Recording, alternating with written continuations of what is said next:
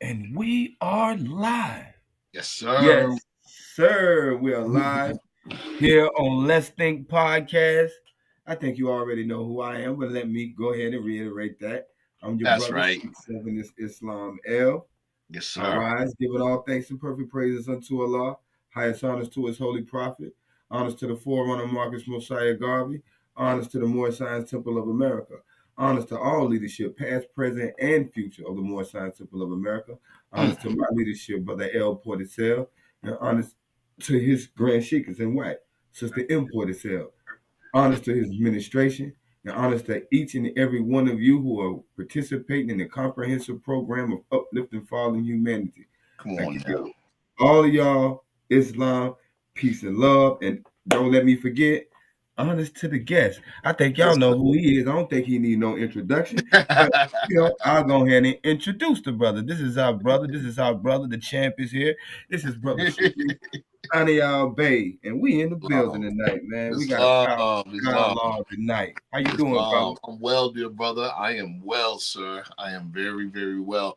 I'm very anxious to Yeah. first of all, it's always a good thing. It's like a return home, being on Let's Think podcast. So it's always Yeah. just good just being in the company of Let's Think, of the audience, Yeah. and the followers, and of course the creator and the host, always. But Always I'm love. really, really, really this particular. Let me stop for a second. We've done a lot of very important topics. Hold on. Sure.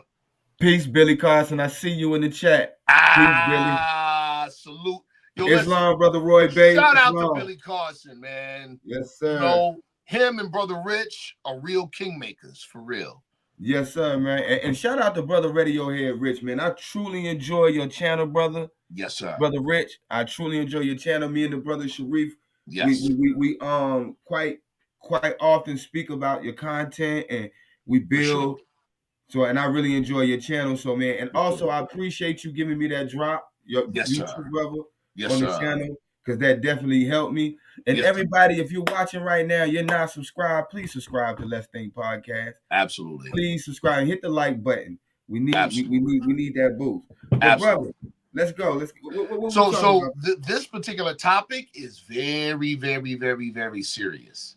Very serious topic. Is dealing with, of course, you know, issues that we're seeing every day and that are unfolding right in front of us on not just the socio-political scale within America, but the grand scale in geopolitics worldwide and how it affects our people here in America. These things are sensitive, Yes, sir. but it's already unfolding right in front of us. I've used this analogy before many times.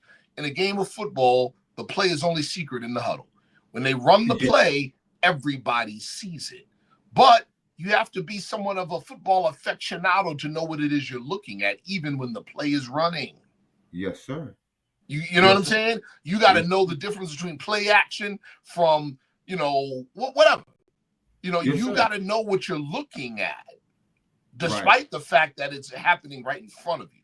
So that's what this is going to do. A number of these things that we're going to talk about are safe to talk about relatively, only because they're being done already. Yes, out the huddle. That's it. If there was still listen, the Honorable Elijah Muhammad in the Nation of Islam, salute to the Nation of Islam. Honorable Elijah Muhammad, he spoke to a lot of these things that we're going to talk about, but guess when? In 1968. Whoa. And he said, and he was telling his ministers, if you teach this from your rostrum, you will be killed outright. That's what he told them. Now, you already know Prophet Noble Drew Ali spoke to these things in a much more general sense in the 20s. So you can imagine how much his life was in danger. What? We already know, though. But now the things that we're going to share in this presentation are things that, in some shape, form, or fashion, those two men knew. Yes, sir. Which means even if we're disregarding spiritual abilities and just talking mundane, access. Yes, sir. These men were plugged in.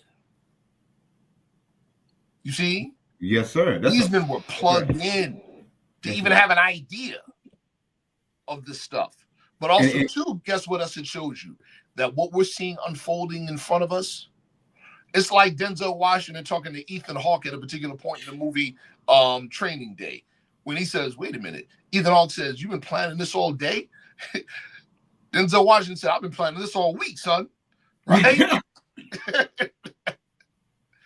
This stuff in certain circles has been on the trestle board for decades and decades. But you had to be plugged in with, and have proper access to even know. Right. See what I'm saying? Absolute fact. Yes, sir. Absolute fact. Brother, so, before you go any further, I want to give praise to the great God, right? Yeah, you know how we do religion. Yes, sir. Yes, sir. We don't do religion we don't do religion the way most of us in the West have been conditioned and socialized to do religion. We know that our Creator is closer to us than our jugular vein. Yes, sir. So we give praise to that. Yes, because this flesh is changeable, but that part of man is not. Absolutely. So we give praise to that, and then we honor the manifestations from that.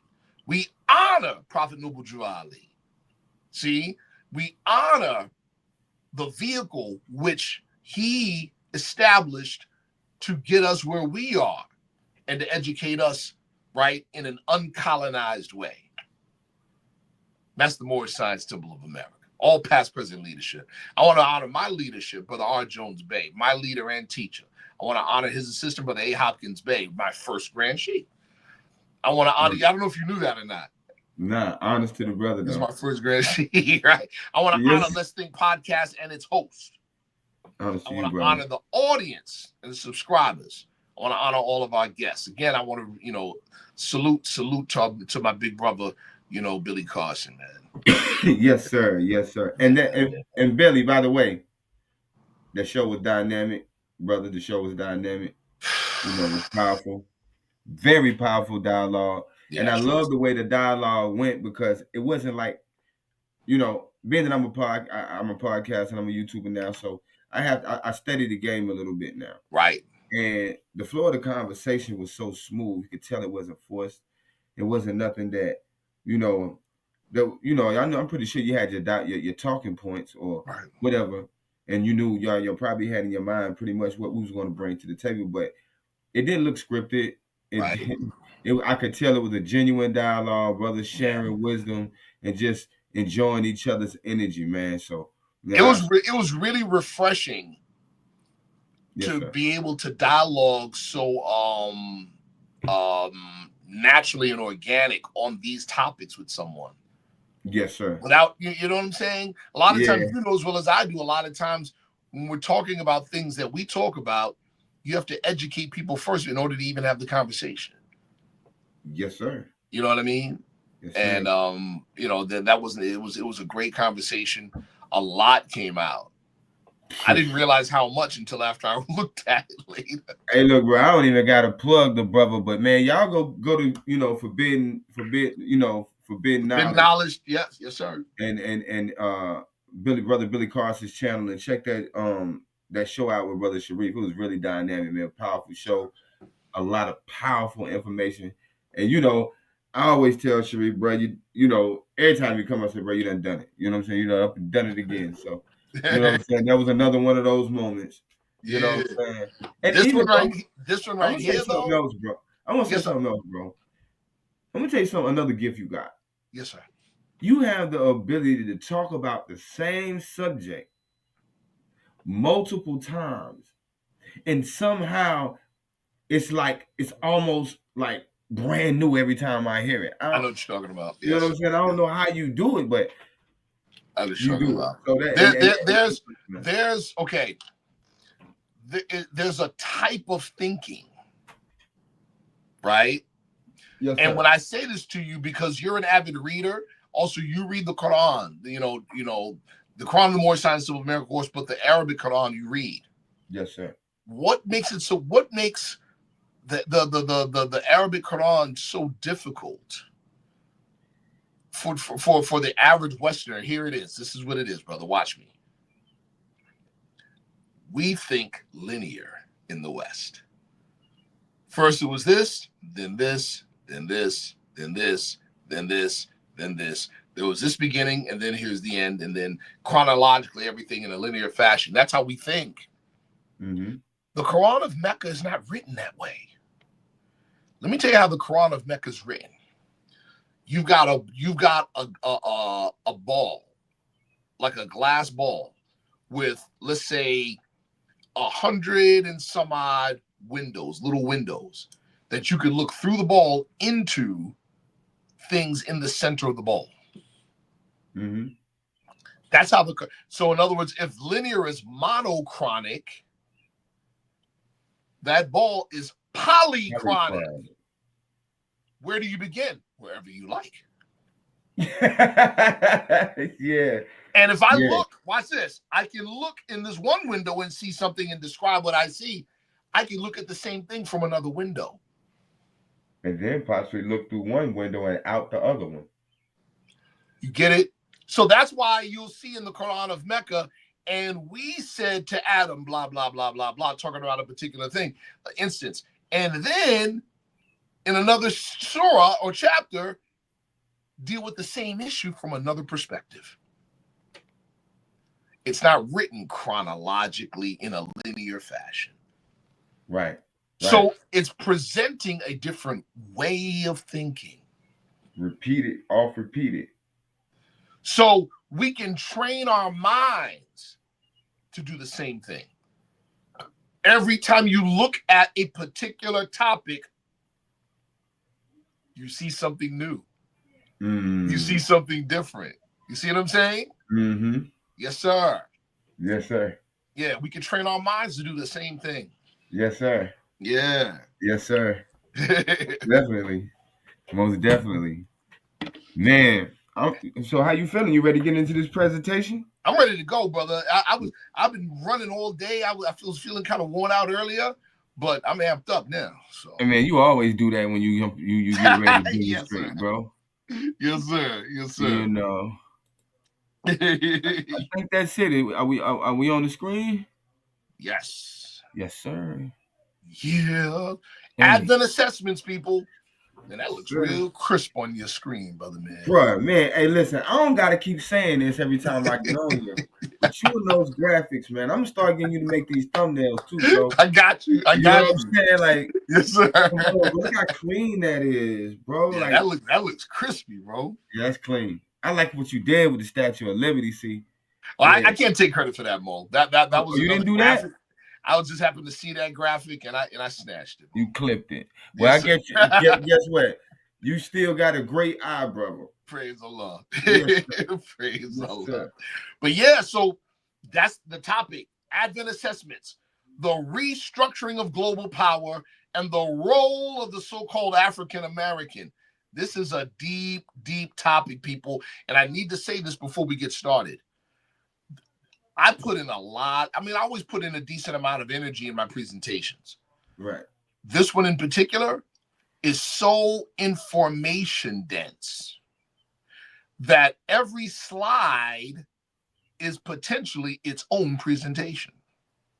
Woo. So what I want you all to do, especially you serious seekers after truth. And what we mean by a seeker after truth is someone who won't take what Brother Sharif is saying on face value. We don't need, listen, and I mean this respectfully. We don't need fans. We need workers. You understand? We don't need fans. Orders. Right. We need laborers, people. We need people that are going to, oh, I heard this. Yes, that was a great presentation. Let me look into it further because I might find something my Brother Sharif didn't catch. It don't do us any good if only I'm saying it.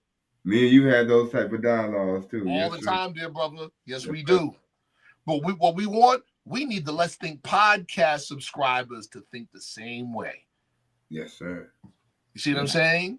Yes, sir. Yeah, we need to think them to think the exact same way. But every single one of these slides, for the most part, can be a whole presentation. That's how dense this is. So I need you all to really take notes, review this presentation once it's done, Follow up with your own introspection and research. And allow me to say, yes, for sir. all of y'all who are Let's Think, you're not, if you're familiar with Let's Think podcast, we do PowerPoint presentations on this show, like most of the time. You know what I'm saying? So yes, we shout do out to New Brunswick, Canada. I see you. Yeah, we had the UK in there too, on the last show, and also we got these presentations for purchase. That's fact. So only thing you have to do is contact me. My That's Instagram fact. at Sheik7, SHEIKSEVEN, or Sheik7 Islam L on Facebook. Contact me. There you go. Make that happen. Outstanding. All right, let's go. Next slide, brother. Let's just get into it. Let's get straight into it. Yes, sir. Hope they're finna strap in. Absolutely. So this statement comes out of chapter 47, the Holy Quran of the Moorish Science of America, divinely prepared by the noble prophet Drew Ali. He made this statement in chapter 47. The time has come. Now, mind you, let me back up. He made this statement in 1927, 1928. He said, the time has come when every nation must worship under its own vine and fig tree. What does that mean? Yes, Are we talking about religion from the perspective that we generally understand it? No. I would say more like civic religion. And we're not even, thank you, brother. Whoa, see? But see, now let's educate everybody real briefly on what civic religion is. All right. Civic religion is not religion. It just uses the term civic religion. Civic religion is a term in sociology that speaks to how citizens engage their government and how certain aspects of that civic engagement are so significant that they are ritualized to the point of almost being religious. Like when we stand up for the national anthem and put our hand over our heart. See? Like the rules and laws and customs regarding the flying of the flag. See? These types of things are considered part of civic religion. Now, America's civic religion is interesting. Why? Because this is the new world. Because this is a nation that has no specific religious base. The great melting pot. This is not a Christian nation. Despite what the present presidential regime is trying to push. I've noticed that, bro. Bro, we're going to get into it in this presentation. This is not a religious nation. It's not a Christian nation. There is freedom of religion. Absolutely. There is, and that's the beauty. But there is no specific religion that this nation is based on, and that's just the fact. So when we say civic religion from the American perspective, what does that mean? Here it is, people who follow me. We've talked about this before. Core American values mandates that every American citizen is an American citizen by way of an old world connection. There is no such thing. I don't care what Woodrow Wilson said.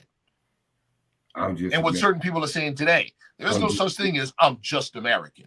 This is the new world. We have the statement e pluribus unum for a reason, out of many, one. In other words, one nation made up of people from various old world connections.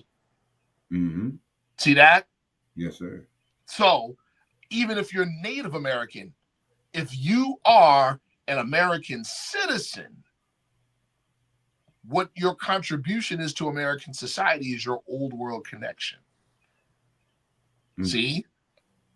Prerequisite meaning you got to know your old world connection to be socially recognized. And that touches, of course, on the so-called African American dilemma, which is not post-slavery trauma. It is identity crisis trauma. See?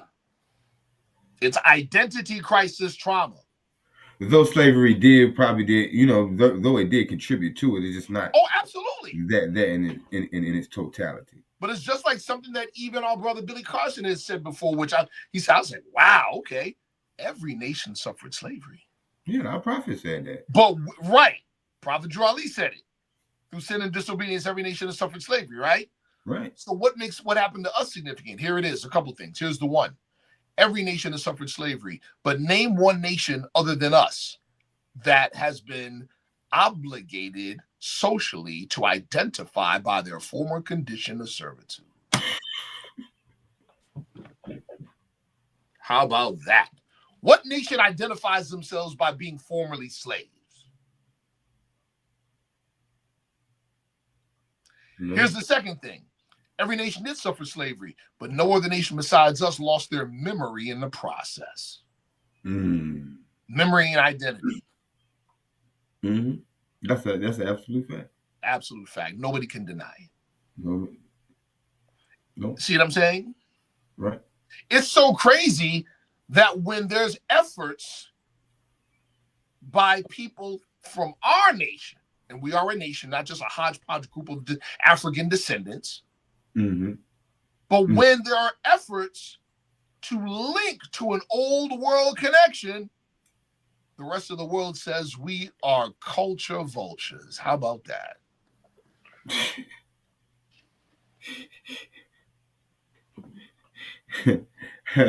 See? Now, follow me. Because they don't see us as contributors to the social fabric. You got it, brother. Only as what? Descendants of products of American commerce. Right. Right. Not equal participants in the American ideal. Right. Or contributors to the same. Because what's your contribution? Your old world connection. So that's what it's talking about. The time has come when every nation, listen close. The time has come when every nation must worship under its own vine and fig tree. Meaning, there's going to come a time when your old world connection in America is going to hold a greater significance. What is that saying? It's saying that the great American experiment is about to change. We talked about in our previous show how Euro social dominance, the notion that America is a quote unquote white nation, white dominant nation, Euro dominant nation. That's not Americanism. That is what hijacked Americanism. They ain't even mathematics right now. But what are we seeing right now? The whole idea of identifying people by color, by skin tone. Yes. Is going the way of the dinosaur. We're seeing it all over the world. That is the ideological, and I'm kind of getting ahead of myself. The color code system of race classification is the ideology behind European global imperialism. Y'all catch that? It's going the way of the dinosaur. Don't believe me? Ask Ibrahim Traore. Bro, that brother, that's serious. See what I'm saying? This is what's happening right now. So later on, so watch. With the impending planned, man, these are strong words here. I just want yeah. With the impending planned, orchestrated, systematic, and initialized dismantling of the American empire. That is what this statement above is literally referencing. The time has come when every nation must worship under its own vine and fig tree, and every tongue must confess its own. It's referencing a point in time in American history where everybody's got to retreat back behind their national lines of their old world descent. So let me continue. With the impending planned, orchestrated, systematic, and initialized dismantling of the American empire, greater emphasis on the national descent of every American takes on greater significance. Didn't Prophet Drew Ali say your nationality card was going to change when you write in your pocket? Of course, the card doesn't physically change. Power changes as what? The The ethers ethos change. The change. conditions are changing, which is going to place greater emphasis and significance on it.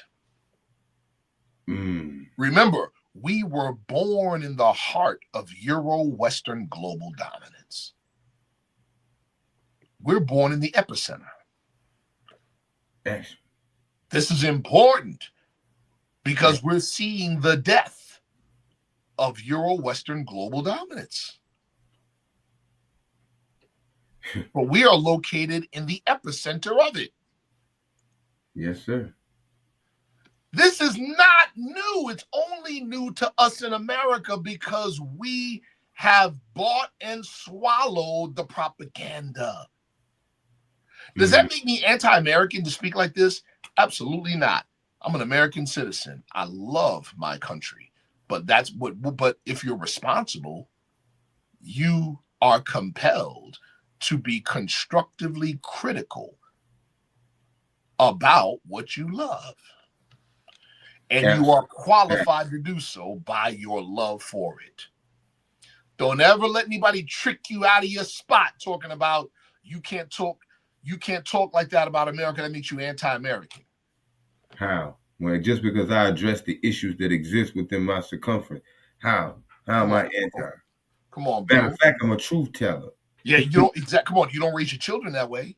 No, sir. You put the Board of Education at the seat of knowledge because you love them. Right. See? Yeah. Okay, next slide. Ready? Let's go. Yeah, like I said, this ain't new, and it's not quiet either. We all know the Honorable Elijah Muhammad wrote on it in The Fall of America, but all these other books are current, saying the same thing that he was saying in that book, saying the same thing that our prophet said. He said the great and dreadful day is sure to come. See? Sure to come. See that? Yes, sir. Look at all these other books. Yeah. You can't just say somebody is just one person singing at an offbeat. Nah. They're all saying the same thing, people. Absolutely. People see it. You get it? It's just a lot of us don't want to see it. This is why we don't want to see it, people. The law of inertia. An object at rest tends to stay at rest unless acted upon by a superior force. Even those of us, our people, who are generally ill-affected and disgruntled by the current status quo, we still have a stake in how things are. You know why? We've learned to live with it, and it becomes the normal. You caught that? Yes, sir. It becomes the normal, so we've learned to live within it, even though we don't like it. Yes, sir. See? Project Baby and Me podcast. Honors and gratitude for that 99-cent super chat. Yes, sir. I appreciate you. Everybody hit the super chat. Help your brother out. Help the channel out. Also, super chat your questions so we can get more. Share the link. Let's get more people in. Let's get more people in. Yeah, yes, sir. Share it to your social media. Yes, sir. So let's see out more. There we go. There he is. Yeah, he's in the building. He's in the building. And I want to say Islam and peace to everybody that I have not addressed because I don't want to leave anybody else. Honors and gratitude to the chat. Go ahead, brother. Yes, sir. So yeah, listen. See, it's one thing when Prophet Drew Ali was saying it in the 20s. Honorable Elijah Muhammad was saying it in the 30s, 40s, 50s, 60s. Right? Now, everybody's saying, because you know how that goes, because now you can't avoid it. It's too obvious, and we're too close to it. See? We're too close to it. Next slide. We got a super chat that's created a boundless universe. Honors and gratitude for that, for your question, the $5 super chat. Yeah, they asked, what does it actually mean to speak radically about this said government? He asked Great, a great question because we're great taught. question. I was just going to Yes, say a great question. in the Moorish Science of America and our additional laws, we're given the instruction: all members of making a public speech must not speak radical against the American flag, or I'm sorry, not must speak against the American flag, nor speak radical against the church or any member of any organized group. Because we are to teach love, truth, peace, freedom, and justice. To speak radical means to speak slanderous. Yep. To speak radical means to speak slanderous. For instance, some people say, well, it means to speak, you can't be too direct. You can't be too harsh, right? Okay.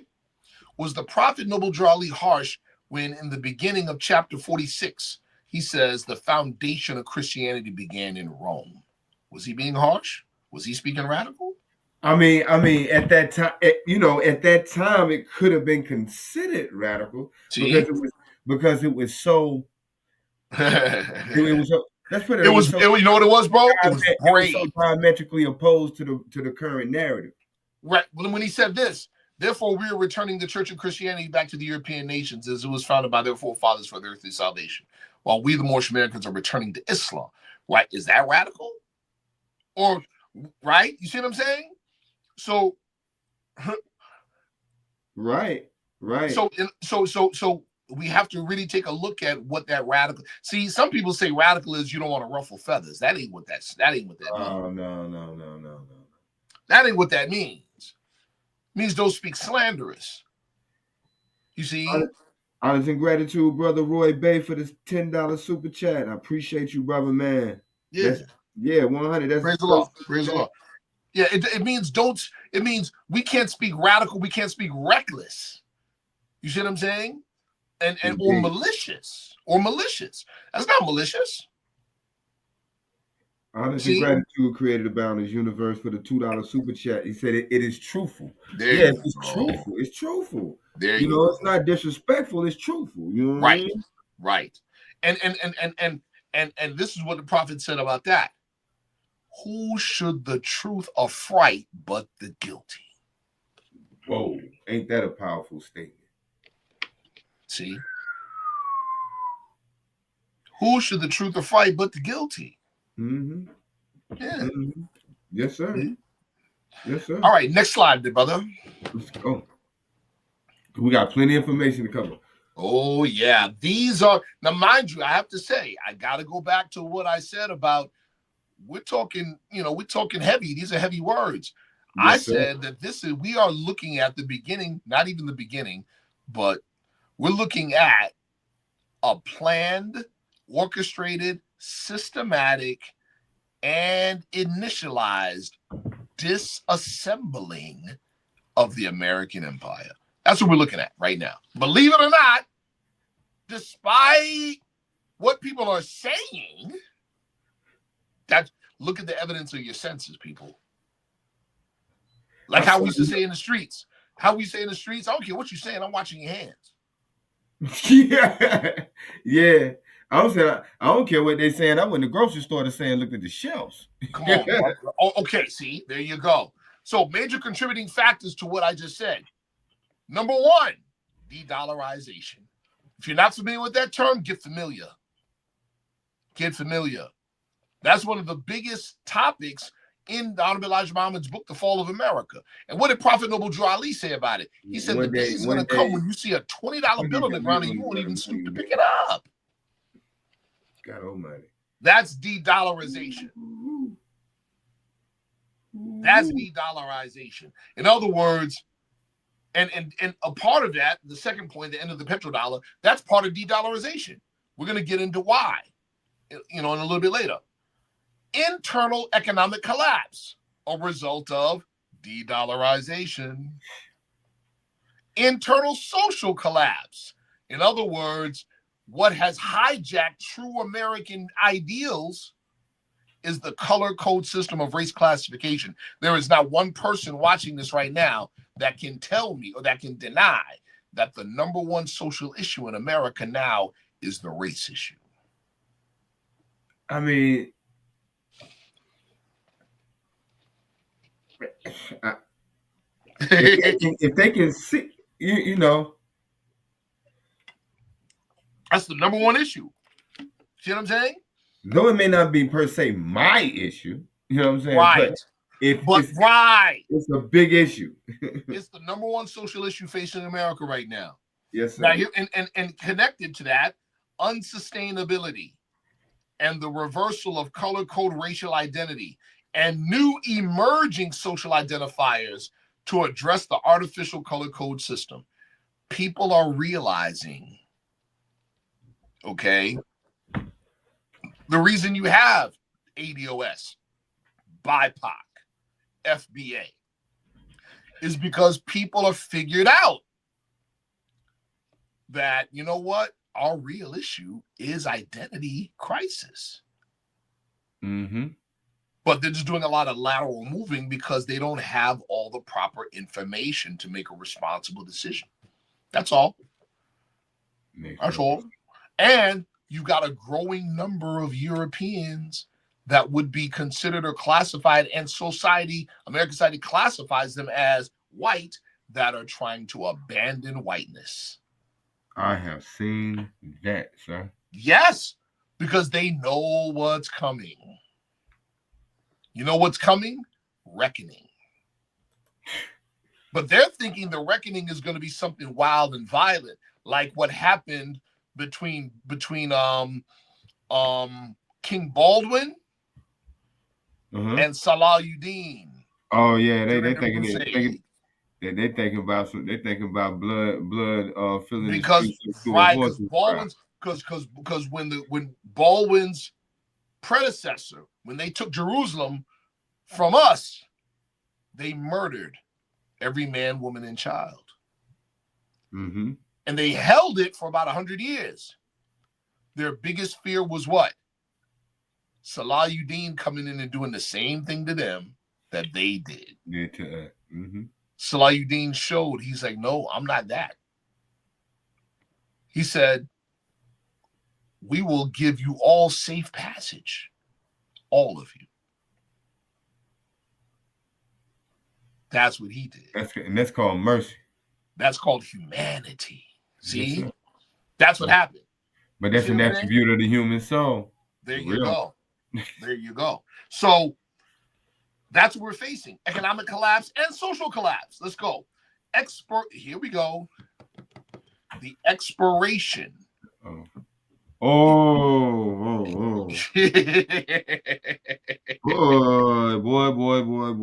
The expiration of Christian identity. Don't get tricked up, people. When we say Christian, that we're thinking religion from the perspective of how we are socialized to see it today. Don't get tricked. The expiration of Christian identity, because if you Google right now, any of you right now watching, Google the phrase Christian identity. That's all you got to do. Just Google it. You see what pops up. Project Baby and Me podcast. Rico Suave, I appreciate the $1.99, brother. He say safe passage, but you do gotta go. That's what happened. That's what happened. That's right. Yeah. That's right. But at least we let you live. Yeah, there you go. So another contributing factor, like I said, is the expiration of white supremacy's hijacking of true Americanism. See, Prophet Noble Drew Ali said, I'm going to help this government. Don't make the mistake of thinking that means helping the European narrative. No, because they're not synonymous. We grew up in a society where we were told they're synonymous, and they're not. Right. Okay. Right. They're not synonymous. Right. The reason why you have a MAGA movement today, the reason why you have a 7 Mountain Mandate and a new Apostolic Reformation organization, the reason why you have them is because they themselves know that the hijacking has reached its expiration date. They're trying to extend it. Seriously. They're trying to extend it. All right, Brother Sharif, you say, okay, that this is a planned, organized, and orchestrated dismantling of the American empire. Well, who's behind it, brother? Next slide. Hold on. I want to go to this slide. I'm going to do it just for y'all, chat. You're going to take this ride. Yo, listen, people. Oh, boy. You need to know what this is. You need to know what this is, people. You need to know. Before I even get into the contents of the slide, let me say this. For all you armchair political experts. Yeah. I hear a lot of them. You cannot have a responsible assessment of what's happening here sociopolitically on a domestic level without a picture of how global geopolitics and foreign affairs affects us domestically. If you don't know that, you don't have and can't have an accurate assessment of what's going on inside our borders. Islam. Yeah. Created a boundless universe. Asks with honest gratitude for the $10 super chat.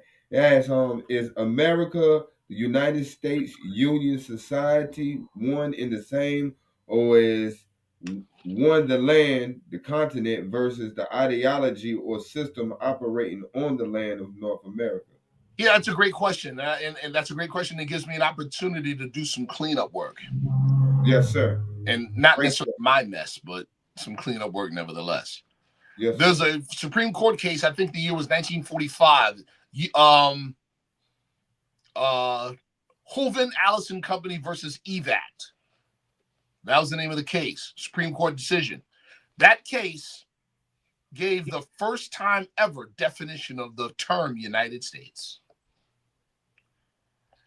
And they defined it as a legal metaphor. It could mean a number of things, but what determines what it means is its use, the context.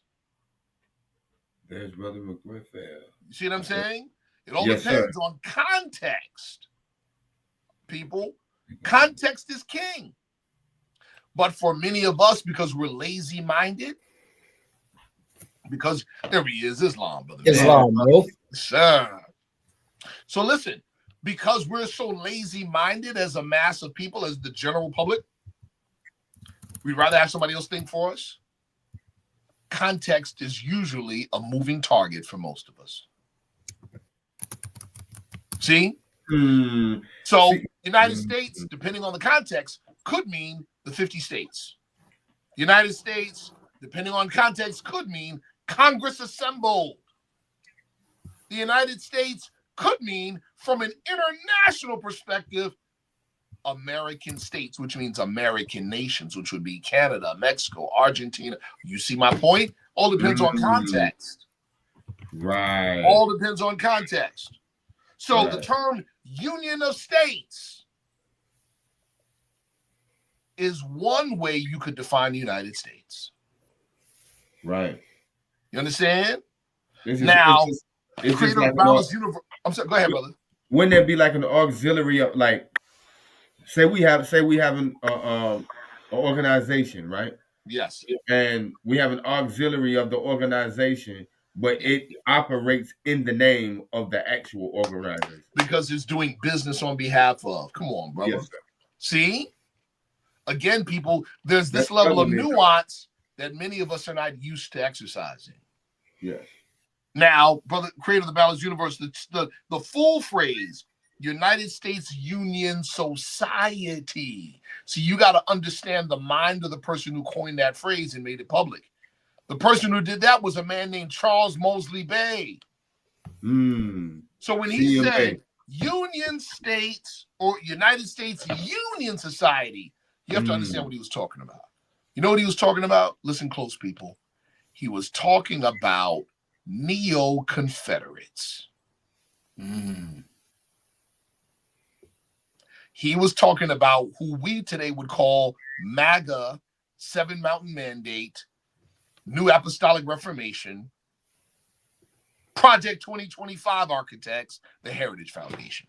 That's who he's talking about. In other words, the people who are advocating that the United States be or become a Christian nation. In other That's words, what he Christian meant identity. by that. In other words, Christian identity. There you go, brother. Christian identity, brother. That's what he was talking about when he said United States Union Society. Absolutely. See? He was talking about states' rights advocates. Absolutely. See? That's what he was talking about, people. Man, CM-Bey had a way with words, man. But here's the thing. We got to remember, too, I'm going to say this about CM-Bey's work and CM-Bey, right? Again, context is king.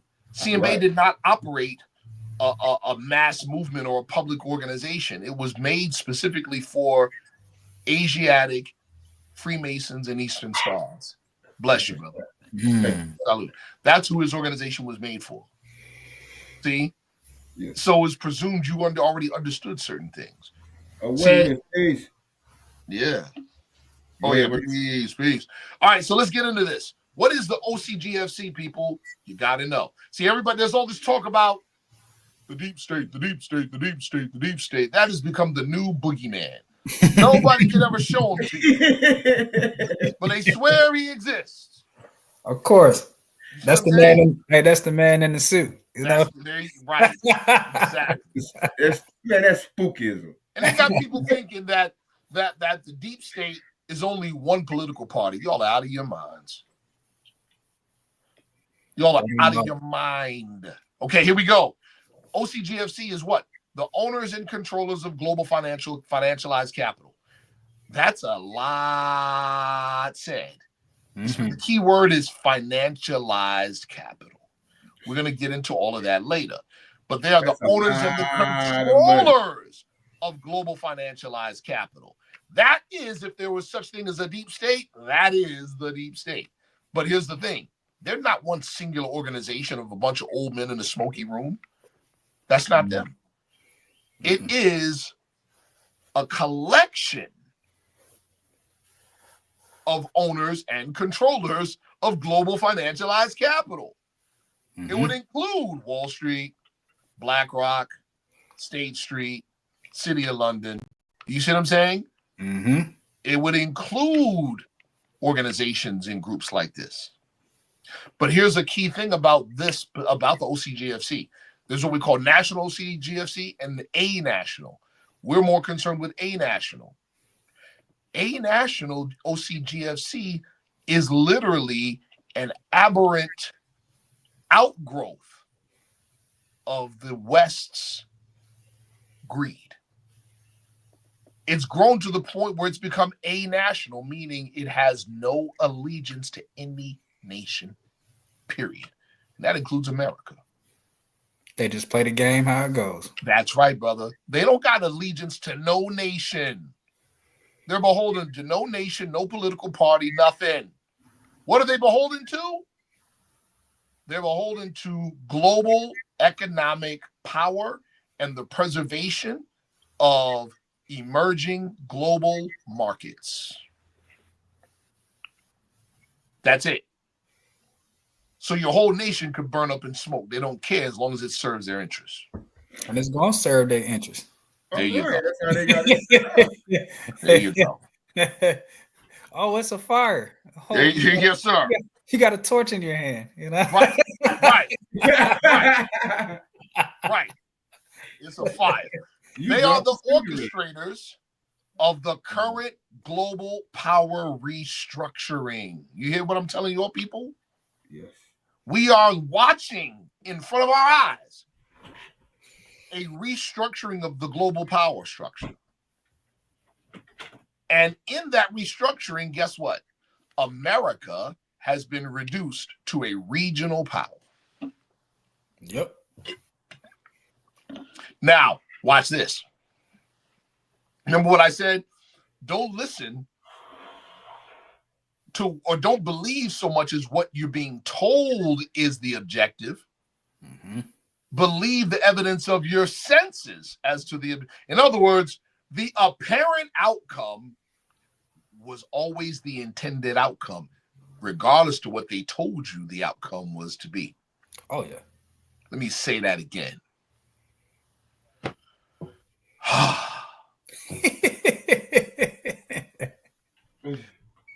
The present president of the United States says that the tariff war is going to force manufacturing to come back to the United States. Mm-hmm. Is that happening? I haven't seen it happen yet. What is happening, though? He has further isolated America from its allies. Mm-hmm. He has forced other nations to find alternatives to global trade and has locked the United States out of it. Mm-hmm. That is what has happened, no matter what anybody can say. Mm-hmm. Remember what I said. The apparent outcome was always the intended outcome, regardless of what you were told the outcome was to be. Isolation. Pure isolation. Like I said, he's following the mandates of his bosses, and they're not beholden to the United States of America. No. That's what's happening. Hey, Mo. Dumb, deaf, blind, and fat. That's what's happening. That's what's happening. I don't care what nobody says. That's what's happening. See, that's exactly what's happening. See that? Now, people look at our president and say, this guy's crazy. He said, well, he wants to get Greenland. He wants to get Canada. He's going after the Panama Canal. He's saying this and that, a third to Mexico. Remember what we said? America has now been reduced to a regional power. What we're about to enter is into a realm where there is no singular superpower. Mm-hmm. There are multipolar. We're entering a multipolar world where there are numerous regional powers. So while that sounds like he sounds crazy to people who don't know what we're talking about, once you've heard, yes, America's been reduced to a regional power. Oh, now it makes all the sense in the world because that's in our region. Mm-hmm. See? Mm-hmm. It's in our region. If I can't get overseas, I'll get right next door.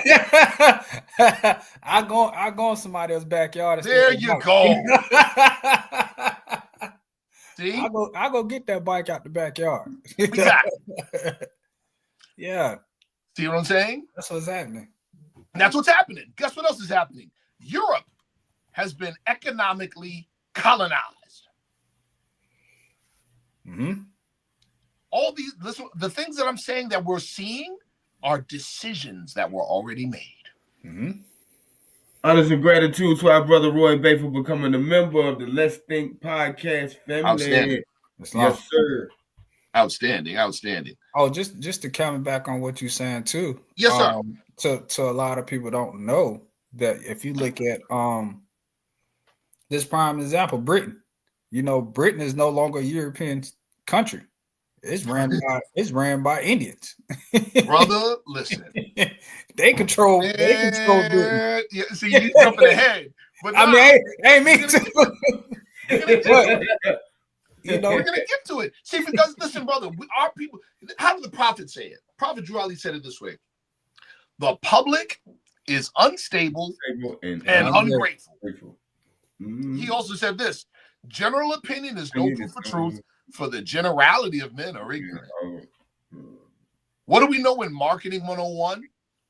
That the average American has the reading capacity of a fourth grader. Yep. And our attention span doesn't go past a 30-second commercial spot. Nope. Okay. And most of the thoughts in our head ain't even our own. They're not even our own, brother. There you go. You see? Mm-hmm. All of this plays against us and is being used against us. All of it is. And we're going to show how. Because we're going to take people through some world history and some American history. And they're going to be like, oh, you're right. Be like, yeah. But you failed to factor these things in what you're seeing in front of your eyes right now. See? The global South is shaking off Euro imperialism. We know, come on. We see it. Yeah. We see it. Yeah. Yeah. We see it. And the OCGFC is also the power behind breakaway civilization, suppressed technologies, all of that. All of it. All of it. That last point, though. Yes, sir. Yes, sir. Yes, sir. Yeah. They're the power behind it. Yeah. This last statement, greed allowed for the American economy to switch from an industrial economy to a consumer economy. This allowed the West to fall to the OCGFC. Bill Clinton. It's kind of like we created our own. What you say? Hey, listen. I said it, and I learned about it, and I learned about it so many years later. You know what I mean? Yo. I said it. I said it. Hey, Mose, and if they want to deal with it, they can go straight to him and deal with it. You know? Yo, you sound like a particular actor. Yeah, I hope they rock him. All right, next slide. I ain't getting you. You know, I ain't gonna say that. Oh man. Yeah, I ain't gonna say that. He did that. He did that. And you think about, so here in the South, you know, yes. Cotton was king. Yes, sir. And in my hometown, yes, sir, Cotton was king. Yes. And once you cut the head off, it's over. It's over, brother. And it done a number. Come on now. It done a number. Yes. And most people who can attest to be here in the Carolinas, Georgia, you know, Alabama, where, you know, textile and wood and steel. Oh yeah. Tobacco. Yeah. Right. Yeah, he knocked that out the park. Out the park, bro. Now I'm glad to see. I want you to, a little bit further down the line in this presentation, I want you to bring that up again, bro. Yes, because you're gonna be like, oh yeah, watch. All right, give me the next slide, brother. Yes, good. These are what I'm showing you here are major decisions of the OCGFC. Major decisions. Number one, the American empire is no longer economically or socially sustainable relative to the global economy, and it must be disassembled. Remember what we said that they care about. They only care about emerging and sustainable global markets. Yeah. That's all they care about. They don't care about nothing else. Don't care about nothing else. So, yeah. So now mind you, what has the present global or in the present condition, or what has been the present condition, the global market has been controlled by the Euro West. Mm-hmm. The Euro West has controlled it through exploitation and colonization. Who have they exploited and colonized? Non-European nations that we call the global South. Yep. What has now become the emerging viable global markets? The global South. Mm-hmm. What has lost that? The Euro West. What do you think the OCGFC is doing right now? Getting on the boat. The OCGFC has said, the exploited are now the ones that have the viable market, and the exploiters no longer have it. We need to switch our influence. Did you catch that? Yes, Get sir. the hot sauce in the We bag. need to stand behind the people who were being exploited. Yeah. You keep the hot sauce in the bag. That'll get you. There you go. So, the selection of Trump was really? necessary for the notice I said selection. Mm-hmm. Was necessary for the orchestration of the disassembly or reduction of the U.S. to a regional power. Oh, whoa. Wait a minute. Whoa. Run that back. It was necessary. Mm-hmm. Now, it was going to happen anyway. Trump just made it faster. Honest and gratitude to Project Baby and me. What he asked for the $1.99 super chat. He asked, what happens if the OCGFC fails or comes to an end? So I want our brother, because that's our brother Narain Neal.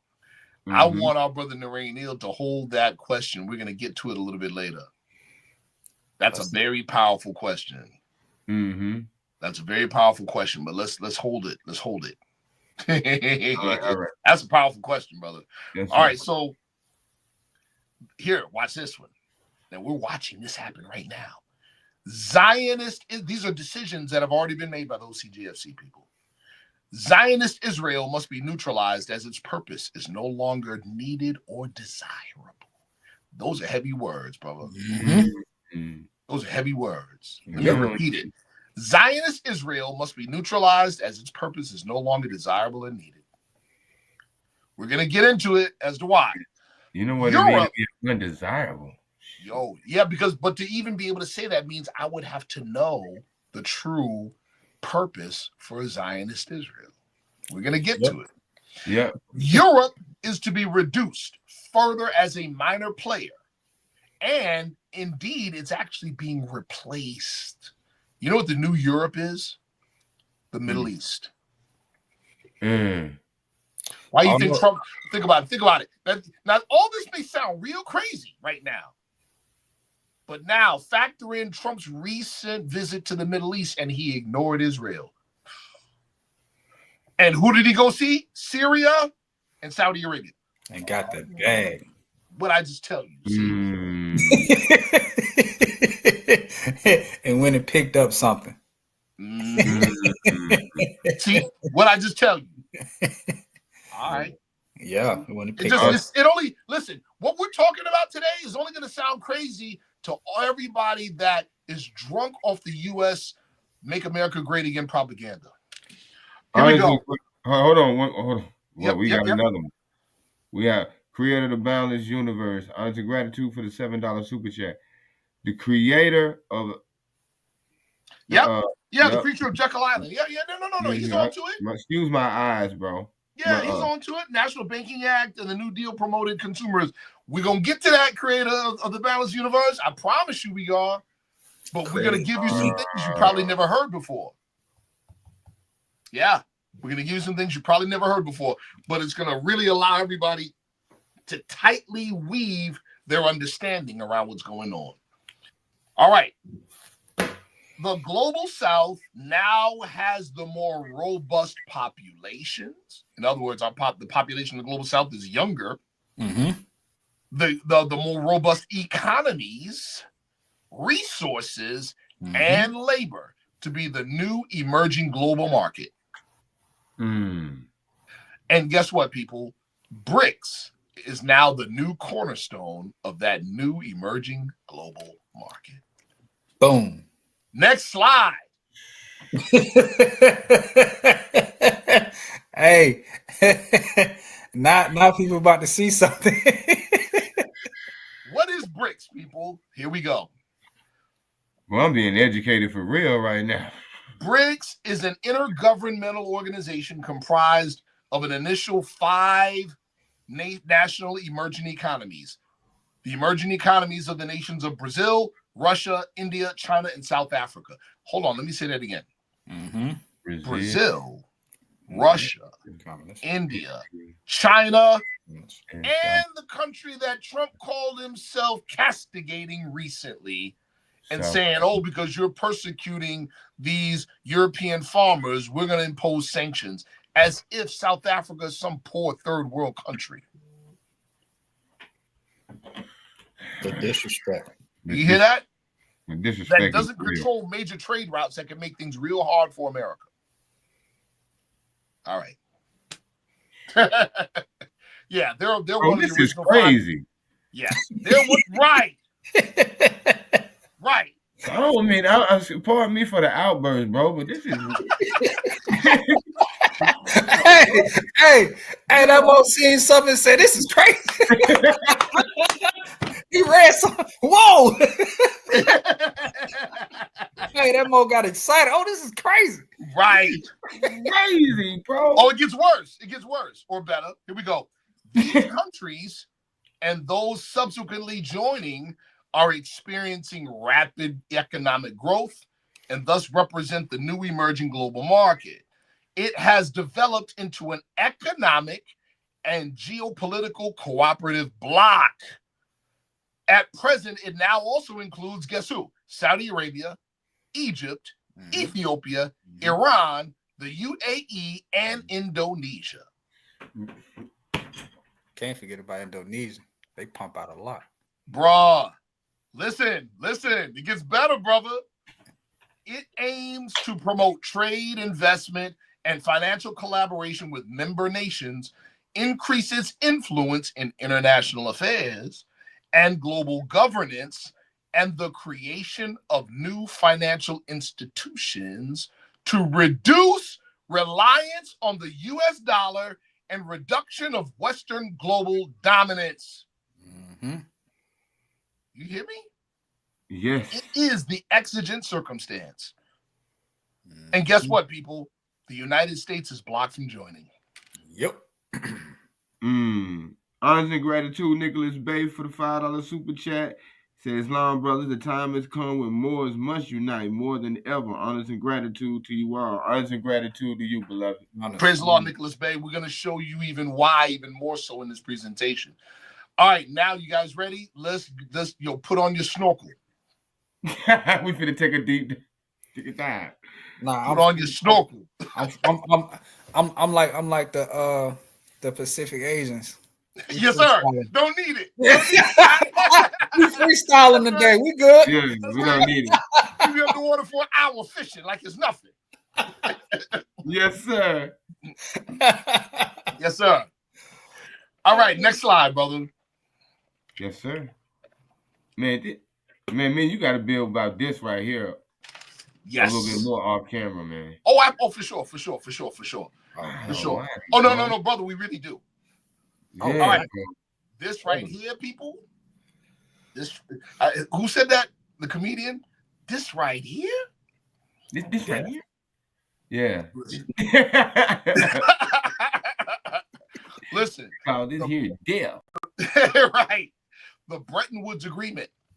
Before we even get into the details, understand that out of all the nations, I talked about this earlier today in my Sunday school, during World War II, prior to World War II, who was the global epicenter for global markets? It was England.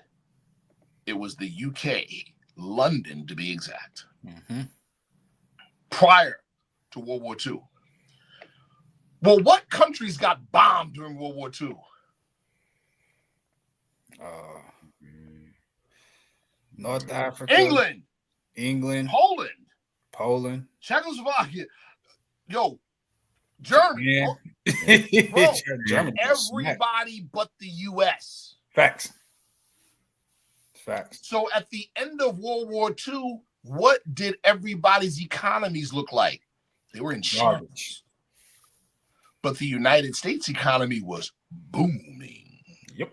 We did not get superpower status from power. We got it from circumstance. We happen to be the only game in town after World War II.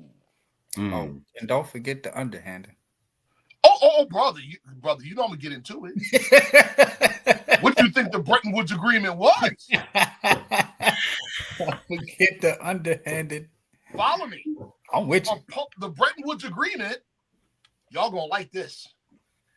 It was a post-World War II international agreement under which, get ready, drum roll, under which gold was the basis for the U.S. dollar and the currencies of other nations became pegged to the U.S. dollar. Let's stop.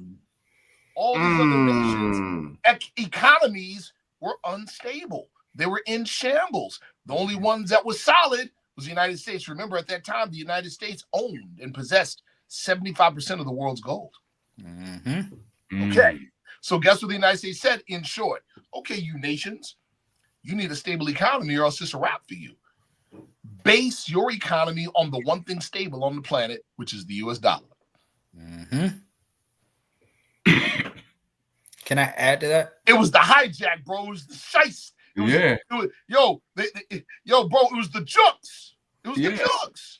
Go ahead, brother. Yes, sir, go ahead. Oh, just to add to that too, and I don't know if you was gonna bring that up too. We call that add to it. But, so with that agreement, and then after that agreement with the gold, yes, a lot of for those who don't know, that's when oil came about too in Saudi Arabia. Bro, we're gonna get to it. Oh, yes, okay. Yes. Watch. Okay.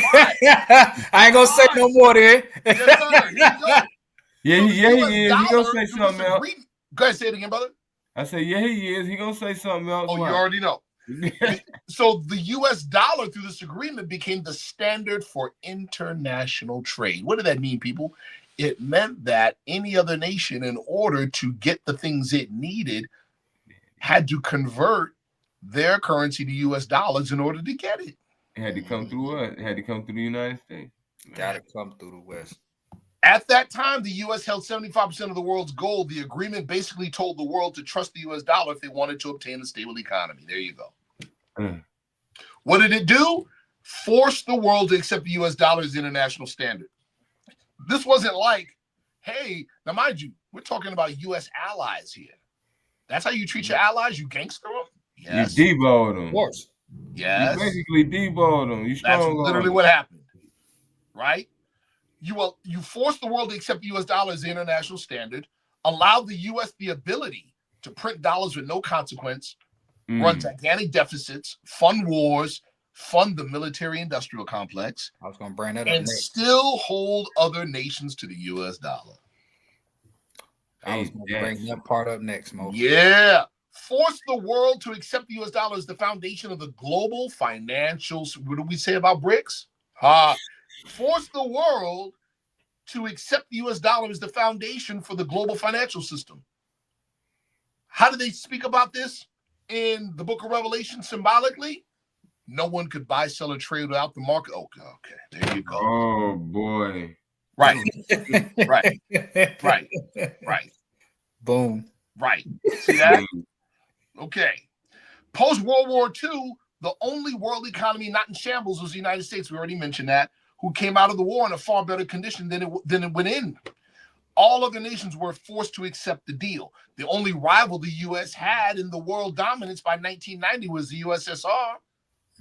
But then it crumbled under its own dysfunction. Prior to the war, the financial center of the world was London. The U.S. literally inherited financial superpower status from London after the war. That's crazy. Nixon, now here's where it gets crazy, and where a lot of Moorish wives' tales came out of this by way of the sovereign citizens. Nixon in the 70s takes the U.S. dollar completely off the gold standard. Completely now off. Ain't nothing back in it. So what was the whole point of the Bretton Woods agreement to begin with? Ain't no gold back in the dollars after 70s, right? That killed the whole premise of the Bretton Woods agreement. So our economy should have crashed then. Here's where we come in with what Brother McGrifffield said. That's when the U.S. made the deal with Saudi Arabia for the petrodollar. Petro, baby. In other words, y'all better stay with the system because you can't buy oil, which at that time was the #1 commodity on the planet. And you know why was that? Because it was a race against the steamship. Yeah. Exactly. Steamships was over. Petroleum was in. So whoever controls the seas control the land. You got it, brother. You got it. You see, people? So now watch this. Even the situation with Saudi Arabia, that wasn't an even deal. No. We're going to talk. Here we go. So when that happened, when the U.S. went completely off the gold standard back in the dollar, right? And then made the deal for the petrodollar, the U.S. now could print unlimited currency. Mm-hmm. Stop. Any other nation, if they need something and they need money for it, what do they got to do? They actually got to produce something and then sell it to get the money. Y'all catch that? Yes. My son, I remember one day, no lie, I think he was like 5 years old. We were going to the mall. And he wanted to go to the mall. And I said, nah. I said, son, I ain't got the money. He said, Dad, let's just go to the box and get the money. I said, what do you mean, what box? He said, that box thing you press the buttons on the street and the money comes. He thought that thing just come out and hit. He said, if you need money, just go to the ATM. Just go to the ATM. Get money. That's what he thought. In his mind, it's kind of like logical. Shoot, they print it every day, B. Brother, that's what happened. We went off the gold standard, but still gangstered everybody to stay with the agreement internationally. Yep. We didn't have to produce nothing to get money. Just sit at the machine. Ta-da. So we can print unlimited currency, weaponize the global financial system, impose sanctions on any other nation without producing value behind the currency. The only thing that kept the U.S. economy from collapse was the petrodollar, which was gangstered out of Saudi Arabia via, guess what? The U.S. support for Zionist Israel. Boom, people. Whose sole purpose was to create perpetual instability in the Middle East. Boom, boom. Now you know why Biden said what he said when he said Israel is so important to us that if it didn't exist, we'd have to create it. Yep. Now, I'm kind of jumping ahead, but now you see why the OCGFC said, oh, we don't need Israel anymore. They done did their job. They did their job. We're getting rid of America as a global superpower and as a finance, all that's going out the door. So there's no need for Israel. Now you see why there's all of a sudden about face on Israel in the news. You're doing too much. You got Piers Morgan himself, who refused to say that it was a genocide going on, now openly saying, oh, yeah, it really is a genocide. But they all following instructions. Of course. They all following instructions. Of course. Man, that's crazy. Of course. They all following instructions. Yo, come on, you know how close, come on now. Less than a year ago, Biden is like, billions of dollars in weapons. So we were literally funding a genocide. Mm-hmm. Not even just funding, we're giving the weapons, everything. We might as well be doing it ourselves. Right? Wow. Yep. We went from that to Netanyahu openly saying on television, we need to wean ourselves off U.S. support. Huh? Why now? Huh? All this time. You see you see? Mm-hmm. Okay. Oh yeah, I'm with you. I don't know if a lot of people know I'm a history nerd. Oh, there you go. So you're yeah. I'm picking up everything you putting down. Yes, sir. Yes, sir. All right, now let's talk about that phrase, financialized capital. Like we said, OCGFC stands for the owners and controllers, right, of global financialized capital, right? Mm-hmm. Next slide. What is this? This was the end. I'm talking this period with Bretton Woods agreement and all that other stuff. This was the end of U.S. productivity. Stop. Let me say this real quick. China did not put a gun to our heads and say, buy our products. Nope. Trump has people, he's saying, oh, they're robbing us of trillions of dollars a year. Like we're forced to buy from China. Oh, no. Let me take that back. As if China is gangstering us to buy from them. We are forced to buy from China. We're forced to. They got no choice. Come on, man. Come on, man. If the math ain't mathing, it ain't mathing. I'll give you a small example. Let's take Apple. Mm-hmm. Okay, there's what we call internal importing. Mm-hmm.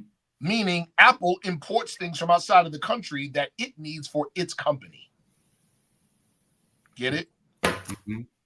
And some of these things it needs, it doesn't want, it needs, and they can't produce it. Like I said, we ain't got no choice. Well, the camera back on that. Yes, sir. These last couple of years showed us where we stand. Yes. In the global world. As the U.S., it showed us where we stand and too where we are too relaxed. Brother, okay, and I'm glad you said that. Here we go. See, post World War II, we were an industrialized economy. Mm-hmm. We had factories. We had, come on, you all seen it. You all seen it in your own town, how factories disappeared, vanished. Overnight. Why did it vanish? Because it all got outsourced. Why did it get outsourced? Because it's cheaper to produce somewhere else. But guess what? It's worse than that now. It's not just it's cheaper to produce in China. Guess what? China and other countries in the global south became masters at production. So now it's not even a matter that it's cheaper. It's that we don't have the know-how to do it anymore. Bingo. That's the truth. You take 20 to plus years of isolating people from using their hands. Now we at where we at. And it's just like, I like how Dave Chappelle said it. He said it as a joke, but it ain't a joke. You're going to really move Trump? You're really going to move manufacturing here? You really think that's how it works? Listen, even if it did work that way, let's take Apple. Mm-hmm. Let's say they did move all the manufacturing to the United States. You mean to tell me you're going to find people that are going to work for Chinese wages and for under the same labor conditions? Oh, no. If you did, no, first of all, you're not going to get that. You're going to have to pay people what they're used to here. You know what that means? That means this will cost $10,000. That's what it means, people. And ain't nobody paying $10,000 for an iPhone. Nope. All right. So, here we go. Go ahead, brother. Go ahead. Honest to creator the balanced universe for the $5 super chat. The Federal Reserve note replaced the gold and silver certificate. Well, okay, in a sense, yes. That's what we call financialization. Mm-hmm. This was the end of U.S. productivity and the beginning of financialization. Here it is, real simple, where debt is monetized. A lot of it. That's why somebody like Elon Musk can lose like $4 billion overnight and then gain $18 billion the day after. All of it is speculation. None of it is real. None of it's real. See? That's what we mean by financialization. Wow. We are no longer an industrial economy. We are a consumer economy. Stagnation. Honor and gratitude to creator around the universe. The deliberate dumbing down of America. There you go, brother. Yep. There you go. So now, okay, creator of the balanced universe is seeing clearly. Yes, the fall of America as we know it. Yeah. All right. Yeah. The control of the most valued commodity on the planet at that time was oil. By way of the petrodollar was the only way the U.S. economy evaded collapse. Other nations had to hold U.S. dollars in reserve, and to get them, they had to trade with the U.S. We further gangstering people. In other words, the petrodollar was still in effect, even though there was no gold back in the bills. Other nations still had to use U.S. currency in order to buy the most important commodity, which was oil. If that ain't a G move, I don't know what it is. That's vicious. What is it? That's diabolical. That's diabolical. Yes, sir. But that's the truth. Yes, sir. Yeah.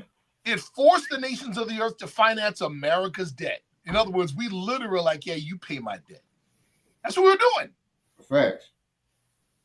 And allowed the U.S. to weaponize the dollar against its enemies and assist in the establishment of over nearly 800 U.S. military bases worldwide. Mm-hmm. Now, I'm going to make a point about that.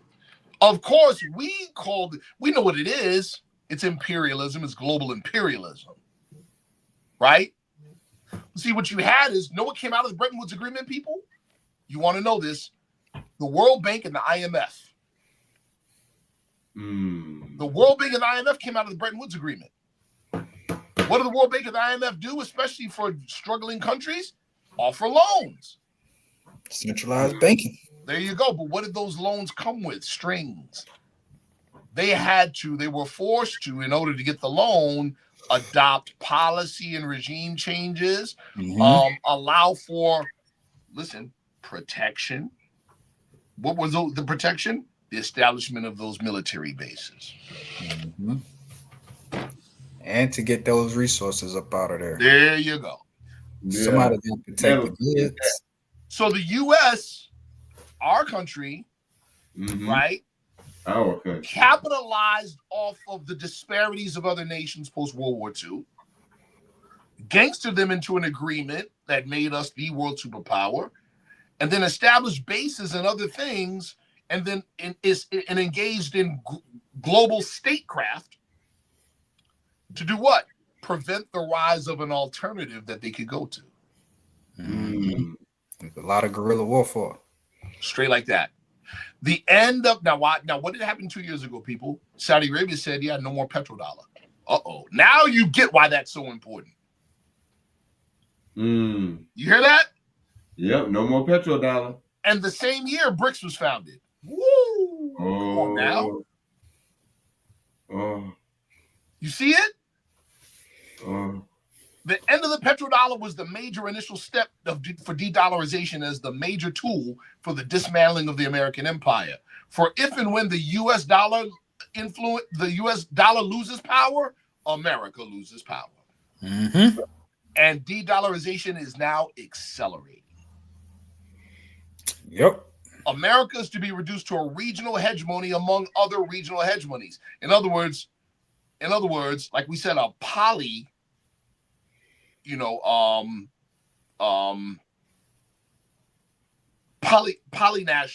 powers around the world instead of just one superpower. See? Those in the know among the present status quo are preparing. Now, here's where you all now have a picture of global geopolitics and how it's going to affect us, you see from the outside. Now we're about to start talking about what's going on here and forward on the inside. Those in the know among the present status quo are preparing, listen close, to reshape America to control what it is to become. In other words, they know that it's over. It is. But they want to control what it's going to be. You hear me? They are already now in government implementing their version of the change. Creator of the balanced universe, honors and gratitude. The U.S. maintain interest in those places where those bases are. Of course, absolutely. 100%. Absolutely. All right. Y'all ready for this next slide? Or y'all sitting down? Y'all sitting down? Wait a minute. Don't go to the next slide yet. I got my goggles. Don't go to the next slide yet. Let me just read something. I'm going to read the slide, and then I want y'all to see the slide. Okay? Indeed. Okay. Revelations 13th chapter, 1-4. And I stood upon the sand of the sea, and I saw a beast rise up out of the sea, having 7 heads and 10 horns, and upon his horns 10 crowns, and upon his heads the name of blasphemy. And the beast which I saw was like unto a leopard, and his feet were as the feet of a bear, and his mouth as the mouth of a lion. And the dragon gave him his power and his seat and great authority. And I saw one of his heads as it were wounded to death, and his deadly wound was healed. And all the world wondered at the beast, and they worshiped the dragon which gave power unto the beast. And they worshiped the beast, saying, who is like unto the beast, and who was able to make war with him? Next slide.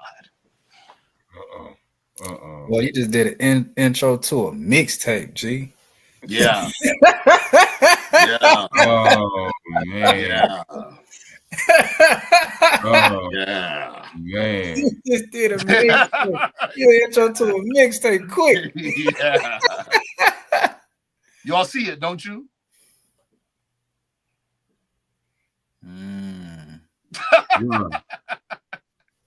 Yeah.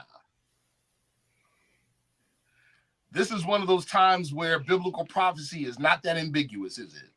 No. Yeah. You good, Sheik 7?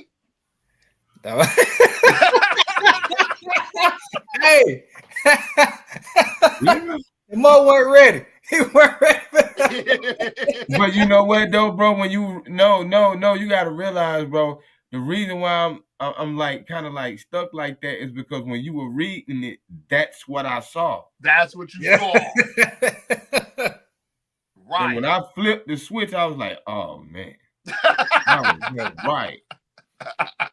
Yeah. Yeah. Wow. Notice on the picture of the beast. Mm-hmm. You see what's over there? What it's the word, the number 7 and the 2 letters MM. Mm-hmm. Yeah, the beast with 7 heads. Notice that, right? Mm-hmm. Next slide. Oh no. Yeah, next slide. Yeah, next slide. Okay. That 7MM stands for, and I've talked about this on a show before, on one of your shows, the 7 Mountain Mandate. Biblical symbolism. Horns, heads, and mountains all represent bodies of power or spheres of influence. Heads, horns, mountains all represent spheres of influence or heads, like governmental heads and things like that. That's what it is. Okay. Trump works. Make no mistake. Hold up. Heels too, right? Yes, sir. That's a fact. Heels too, right? That's a fact. Because I remember Elijah said, speaking about the hills. Yes, hills. Exactly. Hills, mountains. Exactly. Yep. Mm-hmm. Trump, make no mistake, works for the A National OCGFC. There's so many indicators, but here's one in particular. When he was talking crazy about taking over the Panama Canal, retaking the Panama Canal, right? The owner of, I forgot his name, BlackRock, makes a bid on 92% of the docks in the Panama Canal. Less than a week later, Trump is on TV talking about we now have control of the Panama Canal. Who is we? There you go. There you go. like you talking about us and him. Right. Who is we? Yeah. Right. Trump works for the A National OCGFC. He don't work for America. Oh yeah. The A National OCGFC is not. And here's another thing. Do you all see all of the money grab schemes that our president is doing as president? That are super conflicts of interest, but ain't nobody saying nothing.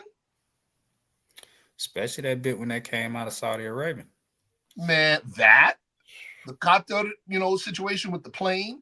What up? Like, oh my goodness. How about this recent dinner that he did?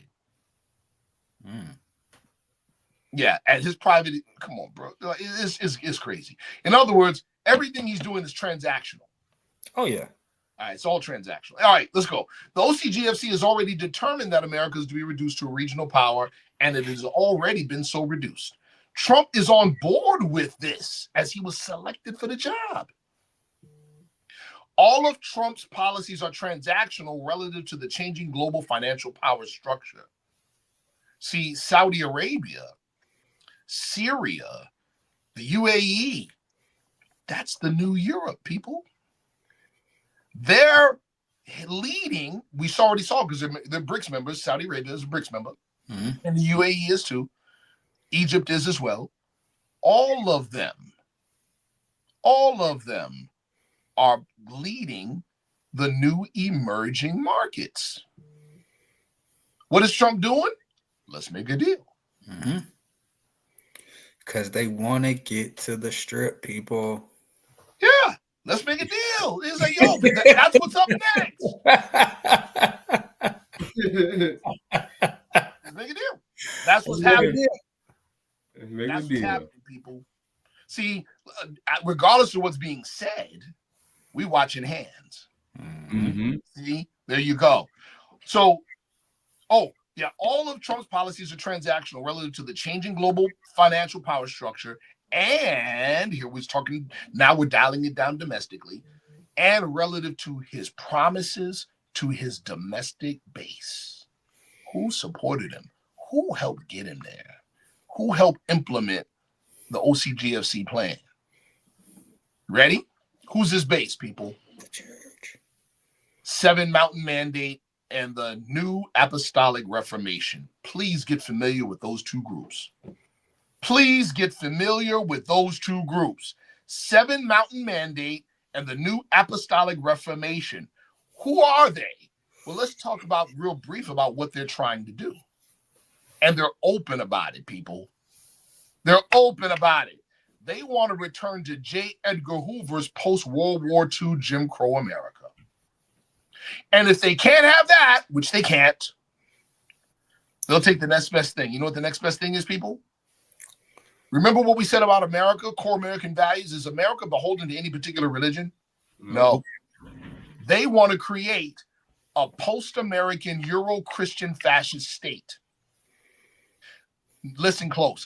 That's why the head of Homeland Security is doing straight Gestapo work and totally ignoring the judiciary, which means they're ignoring core American values of checks and balances. That is the cornerstone of a Republican form of government, people. When you don't have that, you would now have a monarch, a king. You no longer have America. So guess what? It ain't a matter of America as we know it is on its way out. Technically, it's already gone. Been gone. His base wants to return to J. Edgar Hoover's post-World War II Jim Crow America. And if they don't get that, what do they want? A post-American Euro-Christian fascist state. Trump's policies are his payback to them to facilitate exactly that. Now, before we go any further, I keep mentioning Seven Mountain Mandate and New Apostolic Reformation. Before we get into details, which we've already done on a previous show on Let's Think Podcast, before we get into details about them, just know that they are the architects of Project 2025. And they are the key people in the Heritage Foundation. And where are they right now?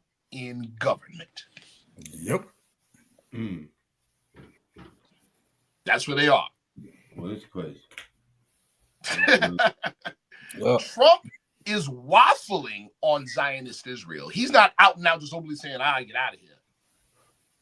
But there's a reason why he's not, even though he snubbed them on his Middle East trip. He's waffling on Zionist Israel as the purpose for his existence may no longer exist. However, it is still connected to Trump's true domestic plans via Christian Zionism. How many of you guys ever heard of that? Anytime you hear Zionism, you're thinking Jews. The fact that there's a Christian Zionism answers the question why the Christian identity and the white supremacist groups keep supporting Israel. Now you know. Crusades never stopped, people. They never stopped. Now you know. But we're going to go into it a little deeper so everybody can have a deeper understanding.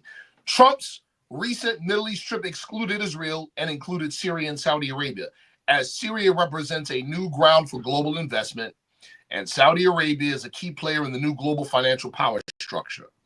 The purpose of Trump's tariff war is to isolate the United States from the world economy and drive more trade to and through the global South. He's orchestrating a fire sale of America. Take it or leave it alone. That's what's actually happening. I don't care what anybody says out of their mouth. Follow the money, people. Follow the money. See what I'm saying?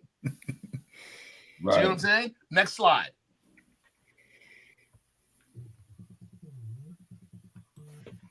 This is the beast of the apocalypse, people, in the book of Revelations.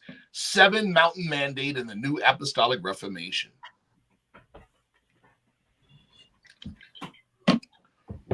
I forgot what famous person, they said it in the year 1935. I'm drawing a blank on his name, this European. Know what he said?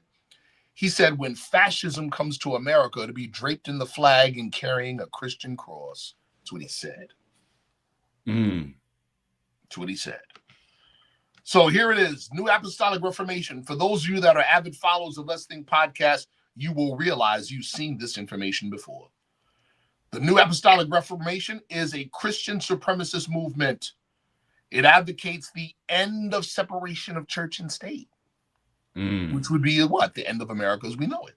Right. It advocates change of the United States into a Christian nation, which does what? Ends America as we know it. They are supportive of the Trump presidency. Here's some of the key members. Take a look at them. You know these names. Lauren Biebert. Yeah.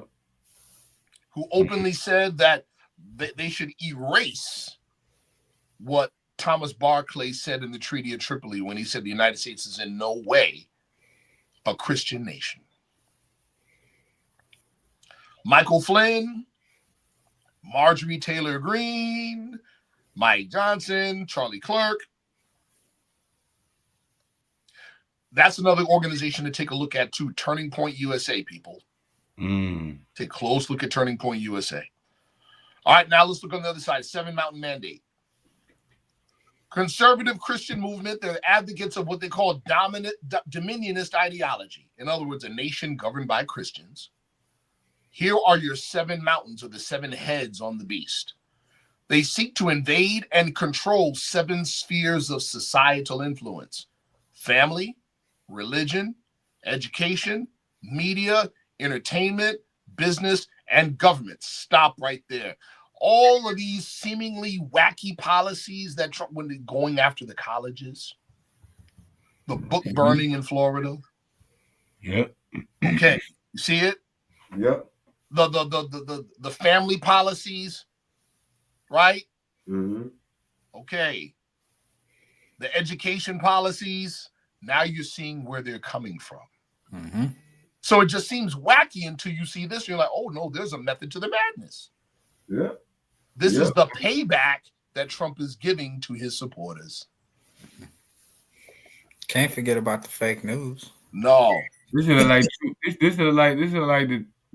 like 2 wings, same bird. Yes. Oh, no. See, 7 Mountain Mandate fits within New Apostolic Reformation. Yeah. Okay. Supportive of the Trump presidency, of course. And look what you see. Paula White, the White House Faith Office. I only want to talk about Paula White. We can do a whole show on her. Well, we need to. I don't know. Yeah. Brother, Paula White, Trump created a faith office just for her. Paula White is the woman that equated Trump with the second coming of Christ. Oh, wow. Yes. Wow. That's dangerous. That's deep. She says if you're going against Trump, you're going against God Almighty. Bro, she said this publicly. That's the beat. You talking about yeah. She tough. Now, okay. My next slide, I think. Oh, yeah. My next slide is spooky. Here we go. Lauren Biebert, of course. Tom Parker, all these people. You see what I'm saying? All right. Let's take a deeper dive. Let's go to the next slide. Christian Zionism, the link between Christian identity and the state of Israel. This is a show all by itself, this slide. You ever been around, you know what we call consensus reality? If Brother McGriff-Hill's house ain't on fire, but if the fire department thought it was on fire, Brother McGriff-Hill will be soaking wet right now. Meaning, you ain't got to believe it. If somebody else believes it, it still can affect you. Even the most wackiest of beliefs. Fact. All right. Listen close then. Christian Zionism sees the establishment of a Jewish state in the Middle East as the necessary precursor to the second coming of Christ, based on Euro-Christian interpretations of biblical prophecy. You hear me? Did you hear what I just said? Now, we know the Euro-Christian interpretation was decided on in the Nicene Council under Emperor Constantine. It does not represent the true teachings of Jesus. Right? All right. Christian Zionists believe and or support the Balfour Declaration as God's will in the establishment of Zionist Israel. Now, why do I bring up the Balfour Declaration?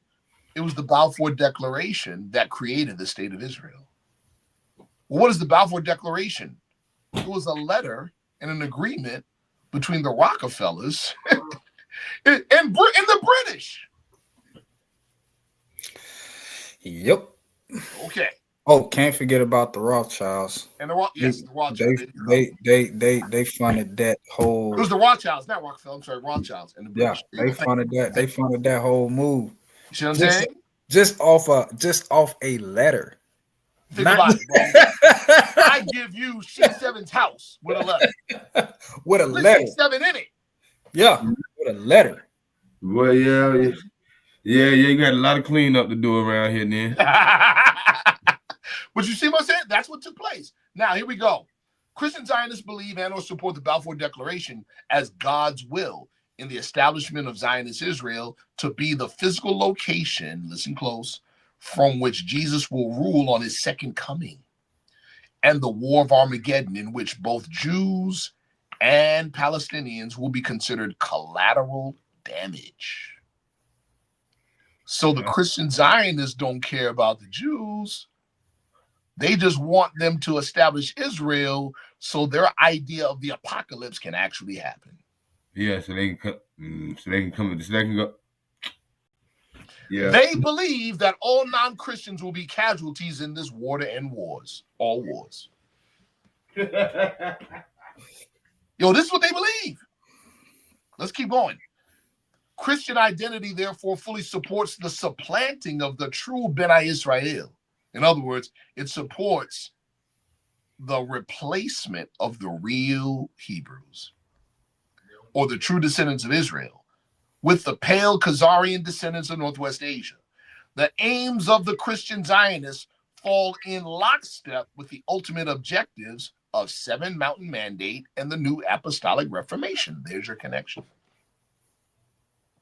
The current directives from the OCGFC to dismantle the American Empire have voided the necessity of the state of Israel, as its sole function was perpetual destabilization in the Middle East in favor of the Euro-West, to prevent the Arab Muslim states to consolidate as an independent economic power.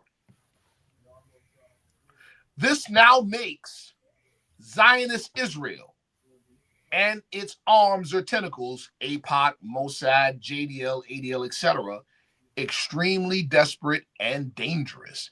As it says in Revelations, they know their time is short. And what I mean by dangerous, I mean, well, you already see what they're doing to Gaza. Every day. They got, okay, so when all their assistance abandons them, remember, they got nuclear warheads. Mm-hmm. I'll just leave it at that. Mm-hmm. All right. Pardon me, brothers. And no worries. And a lot of people don't. Go ahead, a lot of people, but those who don't know and those who do, right. The Gaza Strip is very important. Yes. A lot of, in quoting that stated by them that the Gaza Strip is supposed to be like Singapore right now. And if anybody know what Singapore ports look like, then you will figure out what they want to do. I'm glad you said that, brother Jarvis, brother McGriffith. Let me tell you. Okay, so something that I didn't put in the slides about decisions made by the OCGFC. Remember when Trump was like, "Oh, we're going to build we're going to build in the Gaza Strip, and we're going to blah blah blah." Brother, he doesn't have the ability nor the power, and America doesn't. No. Okay. No, brother. The only reason he even said that, and again, remember, sometimes you say something based on something you weren't supposed to even be talking about, but that you were informed on. So a tidbit, a little hint of what it is you weren't supposed to talk about got out. Mm-hmm. He only mentioned that to initiate, to spur the conversation about who is going to redevelop Gaza. You know what's going to be? Egypt and the UAE. Yep. That's who it's going to. They're going to redevelop Gaza. Israel will be neutralized. They're just, honestly, brother, they're just trying to figure out how. Mm-hmm. They're just trying to figure out how it's going to be done now. What's the easiest way to lay them down Without right. What happened when right. Leaving? Right. They're just trying to figure out how it's gonna happen. Or what we'll call the Vietnam 2.0. Yes. This the breakdown. Yes. If anybody don't know what that breakdown looks like, please go back and look at late documents or old clips of what happened at the end of Vietnam and how it all broke down. Right. And then go back and look at how Afghanistan broke down. Also, too, somebody put it in the chat, and you're right. The last thing that Netanyahu and them are thinking about is what's called the Samson option. Y'all know what that is? Y'all know what Samson did in the Bible? Uh-huh. Mm-hmm. Pulled the pillars down and killed himself along with everybody else. Yeah. If I can't have it, you can't either. We all can't have it. That is also an option on the table for Israel.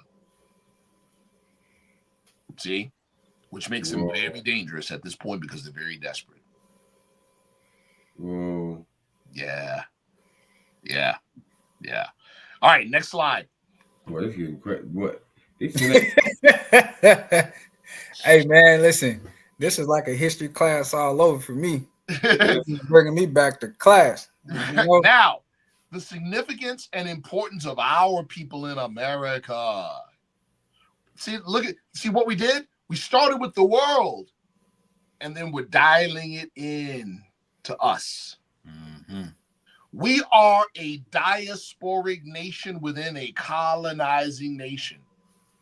Or another way we could say, non-resident Africans. We are colonized representatives of the emerging global economies of the global South. You see the significance?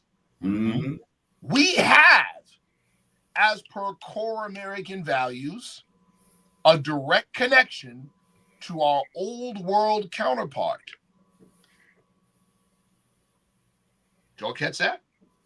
Old world counterpart, yes. Because if we don't, or if we didn't, then there's no hope. Nobody's coming for us.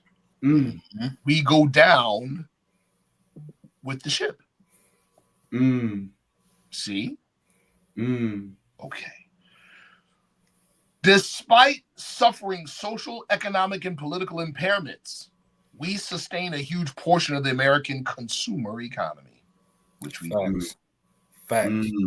I did. Me and McGriffith had a long conversation about that. Yes. Yes. Now, watch this. Immediate desired objectives. In other words, what we should be about. Mm-hmm. Organized along old world ancestry and common American experience. Well, for us in the Moorish movement, that's Act 6 all day long. Yes, sir. Okay. In other words, okay, let me say this. Every time I read one of these points, just for those of you that are in the Moorish American movement, say check. All right. Organized along old world ancestry and common American experience. Check. Mobilize and consolidate economically, socially, form microeconomies and communities. Check. Develop relations with old world counterpart nations. Obtain official recognition from said nations as non-resident members. Check. Look at the letter on the right. That was in 1986, people. That was the ambassador of Morocco to the United States in Washington, D.C., celebrating the Moorish Centennial Celebration honoring Prophet Noble Drew Ali. That's his picture on the left, by the way. This is what he said. I'll read the letter. It is a privilege for me and the other staff members of the Embassy of Morocco to attend this, the Noble Drew Ali Centennial Tribute Dinner. Please let me take this opportunity to express to you our collective appreciation for your kind invitation and my personal appreciation for having been chosen to receive the Ambassador of the Faith Award. I am greatly honored. It is also a pleasure for us to be in the company of such distinguished guests as those here tonight and to be taking part in such a joyous celebration. We are happy to bring you all greetings from His Majesty King Hassan II and the people of Morocco. By now, I have been made well aware of your devotion to strengthening the ties linking the Moorish American community to Morocco. Morocco, for its part, welcomes your interest and your work for a better understanding between us. I would like you to know that your efforts have not gone unnoticed. Your initiative is to be both respected and encouraged. As to us, we in turn have every intention of doing all possible to make our relationship a vibrant and special one. But for that goal to be met, we must also look to the future. We cannot limit ourselves to considering just the historical aspects of our relationship, thereby believing that good relations between us are a matter of fate. Rather, we should understand our cooperation to be a living entity, able to grow and open the future. It is here that we can begin to recognize the importance of our children's role. Whatever advances we make, it is our children who will have to follow through. Morocco is awaiting your proposals. We are pleased and proud to have the Moorish community as one of our bridges between Morocco and the United States as a new voice in the network of our long-standing relationship. Come on, people. Come on, brother. Can you send me that? I got you. Please. Please send me that, please. I got you. Because the world, I'm not outside of that, but the world need to see that to let you know. Brother. Come on, brother. This is real and not a joke. It's not a joke, bro. This is not a joke. What y'all want, it is real and not a joke. Like I said, y'all can officially do what? Check. There we go. Next slide. Oh, shoot. Okay. Armageddon is an ideological conflict. That remind me of the chalkboard. Of that chalkboard, don't it? With the question, who survived Armageddon? The War of Armageddon. Armageddon is an ideological conflict. Religious creed as worldview and foundation for social structure. That's what we're talking about here. We are not talking about how we see religion like a hobby, or I go to church, or I go to the mosque, or I go to the synagogue, or I go to the no. We're talking about something that shapes worldview. I've said this before, I'll say it again. We all know family and friends that have never been into a church and ain't going to church. But if you tell them that there's no heaven or hell after you die, they want to fight you. They have the Judeo-Christian worldview. Get it? That's what we're talking about. The psychology. That's what we're talking about here. Psychology. Yeah. There you go, brother. Psychology. And a mass psychology which shapes the fabric of society. All right. The deciding fact. Oh, bro, you loaded up the wrong one, but that's okay. No, hold on. Let me see. Let me go back. It came right after that one. Yeah, I know, but the wrong, not the wrong slide, the wrong presentation. Because I added something to that. No, go back. No. Go ahead. I got it. No, go Go back, ahead. go back. I'm gonna fix it up. All right. Hold on. What just happened? Oh, 14. All right. 15. Pardon me. You added something to the other one? To that slide. I added something to that slide. Okay, I'm gonna go. Hold on. Yeah, keep building. I'm All gonna right, go here get we it. go. Listen. Actually, don't even worry about it, brother, because I can just say it. Because Okay. it's just one sentence. That's all it is. Okay. The Prophet Noble Drew Ali told us in the Moorish God newspaper in 1928. He said, "Our paper, in other words, our own media, is our greatest weapon." Yep. Well, we use a weapon in conflict? What kind of conflict? Ideological conflict. Yeah. The world says that you have no old world connection. You just a bunch of Negroes that they snatched off boats. Mm-hmm. Prophet Drew Ali comes with the iconoclastic opposition. He says, "No, that's not true." Yeah. As the elder said, the world is wrong and the prophet is right. Yeah. All right. So Yeah. it's an ideological conflict. And remember, global Euro imperialism is based on an ideology. What is that ideology? White supremacy. Mm-hmm. Well, white supremacy is based on what? The color code system of race classification. Social construct. And Baby. the origin of that social construct began in Spain when they were at war with us. That's just the fact. It's indisputable. You look like me in that, brother. You a Muslim. You was old. There you go. You see what I'm saying? You Now, look like me and that, brother. We Muslims. What did our prophet say? Therefore, we are returning the church of Christianity back to the European nations as it was prepared by their forefathers for their earthly salvation, while we, the Moorish Americans, are returning to Islam, which was founded by our forefathers for our earthly and divine salvation. Like you said earlier, we are still looking at the Crusades 2025. Facts. That's what we're looking at. But it's ideological. Of course, it has physical implications. Oh, yeah. But since it's ideological, follow me. It's more damaging. What is the root, the seed of the ideology or the deciding factor? Here it is, people. The deciding factor is the control of the Jesus narrative.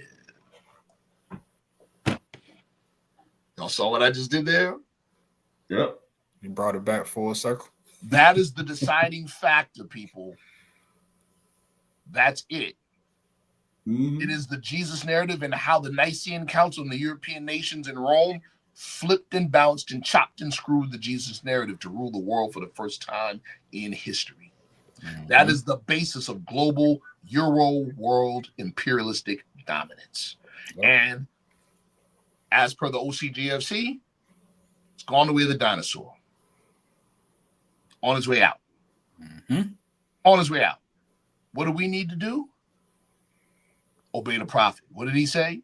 The time has come when every nation must do what? Worship under what? Their own fig tree. All right, now next slide. Yes, sir. To decenter America or the Euro West, you must first disassemble white supremacy. The basis of global Euro-Western imperialism is ideological white supremacy. The ideology of white supremacy has its origins in the Reconquista in Spain and Portugal. Mm-hmm. It is Euro-Christian in nature via doctrine of discovery. Mm-hmm. It is adversarial in nature. It began as wartime operations that later became a global social standard. It is guarded and protected by the systematic erasure of a key segment of world history, the Moroccan Empire of the medieval era from 711 to 1492, and the erasure of the old world identity and culture of that empire's descendants, the so-called African American. The exposure of the true origins of white supremacy, the period of history it seeks to hide or obscure, and the rightful inheritors of old world Western civilization, descendants of the creators and founders of old world Western civilization who are in America, and a reconnection of those people to their socio-political and cultural counterparts abroad is in lockstep with the rest of the world. In other words, the uniting of Asia. Mm-hmm. To survive the dismantling of the present American empire and to qualify ourselves to found and lead our own determined idea of Americanism in the hereafter. This is the end of time and the fulfilling of the prophecy. And the Moorish Divine and National Movement, founded by the Prophet Noble Drew Ali, is the only solution. And I'll end the whole presentation with this last statement. The disassembling of white supremacy is the most pro-American thing you can do. Whoa. Boom, boom, boom. The world is wrong. I'm finna hit the Hassan camera. There you go. There you go. Yeah. And that is the presentation, people. Man, that was a powerful one, most definitely. Honest and gratitude. I appreciate it. I'm over here blown. I mean, so you know, I love good history. You know, I'm a sucker for good history knowledge. Yes, sir. But also too, just to count it back, you know. Hey, yes, brother Nicholas Bay say, drop the mic, bro. Also, just to go back, with you know, with the saying that the world is wrong and the prophet is right. Yes. You know, we're just talking about the structure of how America is supposed to be. Yes. I mean, if you look at the Moorish Science Temple, how it's set up, it follows that ideology to the sub degree. Yes. Mm-hmm. Bro, it's so crazy to do research, right? I mean, we're believers, but we're also researchers. Oh, yeah. And in research, you realize that if you're to research honestly, you might find some things that might contradict your beliefs. So it's so crazy that not only does it not contradict our beliefs, but it corrects our beliefs or corrects our misunderstandings, and it further deepens our belief. You have to look at it and be like, yo, we had no, think about it. What did the prophet tell the Moors in the first convention? He said, what was it? How did he say it? He said, it'll take you 50 years to figure out what I brought you. And if you're not careful, 50 years from now, you won't even know I've been here.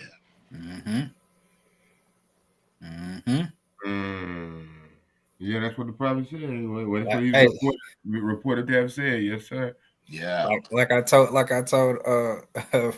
Brother Sheik 7. I said, well, I get it now. hey, Mo, said it in a nice, calm voice.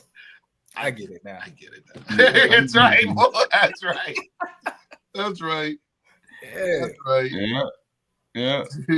You know what, though, man? It's a beautiful thing, bro, especially, man, because I remember when you came to the temple. I remember, giving you your nationality card. You know, so to see you where you are now with the understanding that you have and what you have, how you've grown, in the teachings, man, it's all praise be to Allah.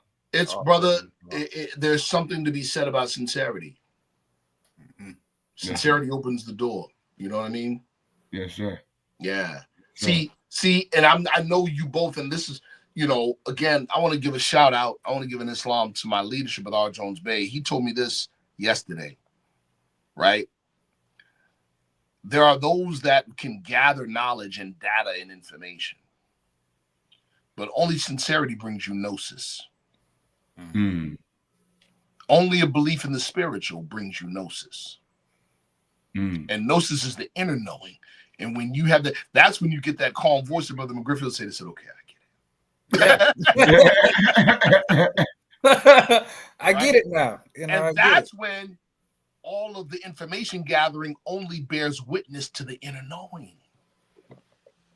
Mm-hmm. See, the information gathering is for those who don't have the gnosis.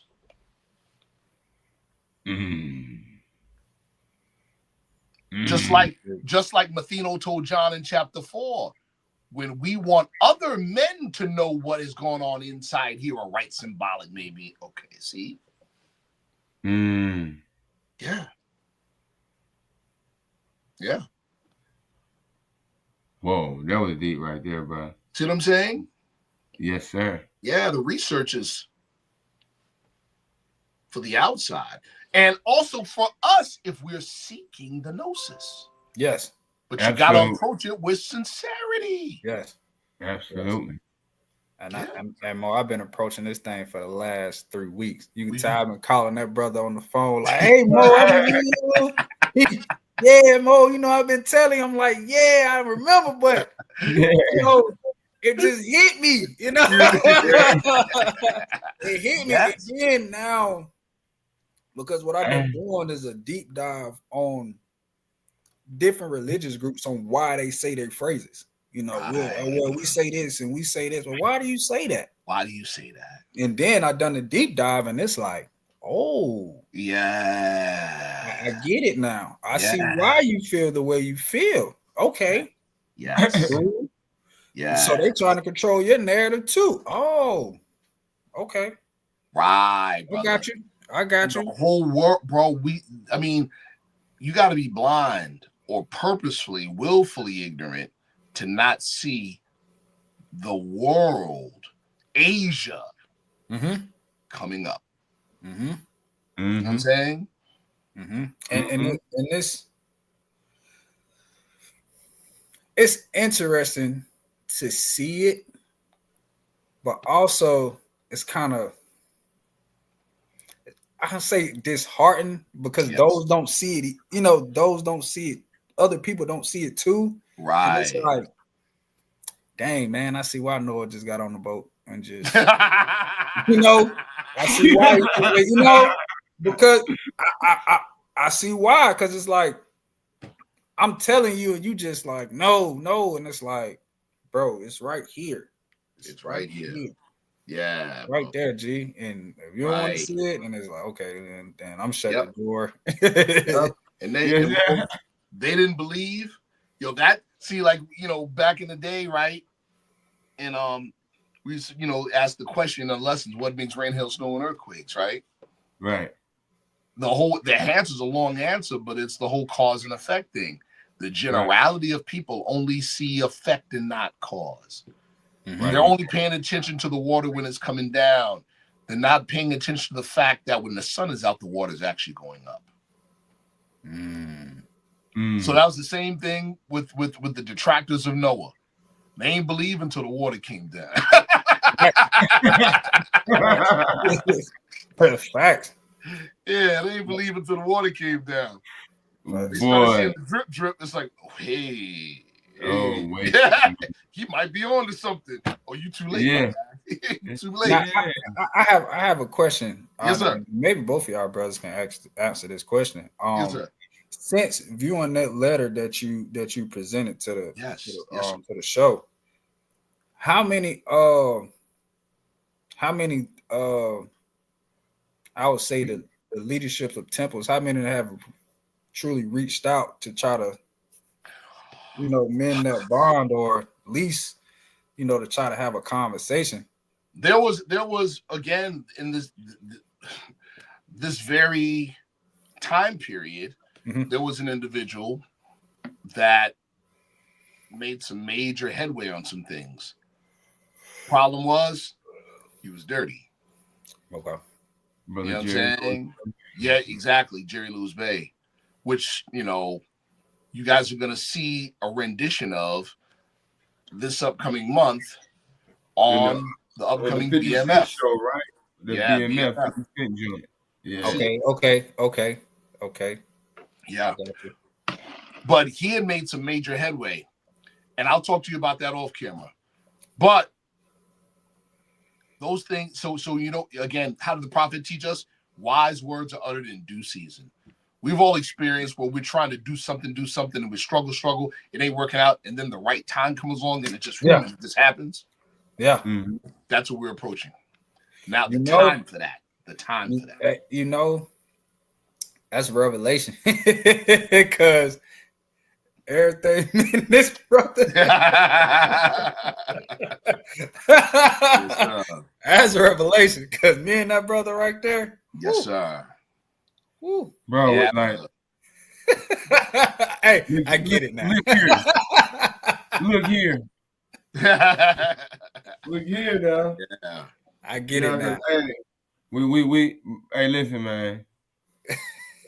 I ain't mind, like the Memphis boys be saying, I ain't mind. Say, man. hey, look, beloved. The thing is, when you got the vision, when your eyes become open, first, the sincerity comes first. Yes. And then Allah gives you that ability to peer behind the veil somewhat, right? Yes. And then you given that ability to see with clarity. Yes. And then not only that, you start to see things line up around you. You know what I'm saying? Right. You seeing the right people coming to your acquaintance. You see what I'm saying? Yes. Yes. And that's me and him. You know what I'm saying? Yes. It's like when it's like me and him call each other. What you been on, brother, man? I've been reading this. Oh, I've been reading that too. I've been studying, So it's like we on that same frequency. So we got when it comes to that international thing, bro, we got most definitely some plans. That's beautiful, brother, but that's important because it shows that timing is correct and that the right people are on the right thought. Yes, sir. Yeah, the right people are on the right thought. But just like Brother R. Jones Bey said to me yesterday, Moors are active and not passive, right? Mm-hmm. But he also said, I got some good Moors and I got some dirty Moors. Guess what that means? The dirty Moors are active and not passive too. Mm-hmm. Yeah. Yeah. And he also said those that were against me 2,000 years ago, okay. So if you're the right person getting the right thought, make no mistake, the ops thought is manifesting too. Agreed. Yeah. So you got to stay on point, stay on your swivel. Yes. Keep your compass on hands. Use your compass. Yes. Yes. Yes. Most definitely your square, your plumb line. Absolutely. Absolutely. And then guess what else you got to do? What's that? Right? Use your axe. Yes, sir. Oh, yeah. Yes, sir. Yes, sir. Yes, sir. You gotta use your axe. Yes, sir. Right? Yes. And you know what I call that? I call that's that Buddha degree. Come on, brother. Detachment. Mm-hmm. Yeah. Our prophet taught us about leeches on the body of the state. So that axe allows us to stay sucker free. Yeah. Yes, sir. Yeah. Yes, sir. And just to count back on just our conversation in general. Yes. For those who haven't been paying attention to the news and everything like that, we can see how the plans that have been put in motion are really starting to take effect. For those who don't know, you look at Medicare, Medicaid, Section 8, food stamps. Yes. All these things are starting to be, dismantled quickly. And everybody is just looking around like, oh, well, they're just doing it. Well, what are they going to come up with next? And it's like, well, it's not going to be anything else. In other words, I like what you said. European is going to fail you. I like what you said, but exactly, Brother Sheik 7. Listen, I don't care what anybody's saying. It's government efficiency.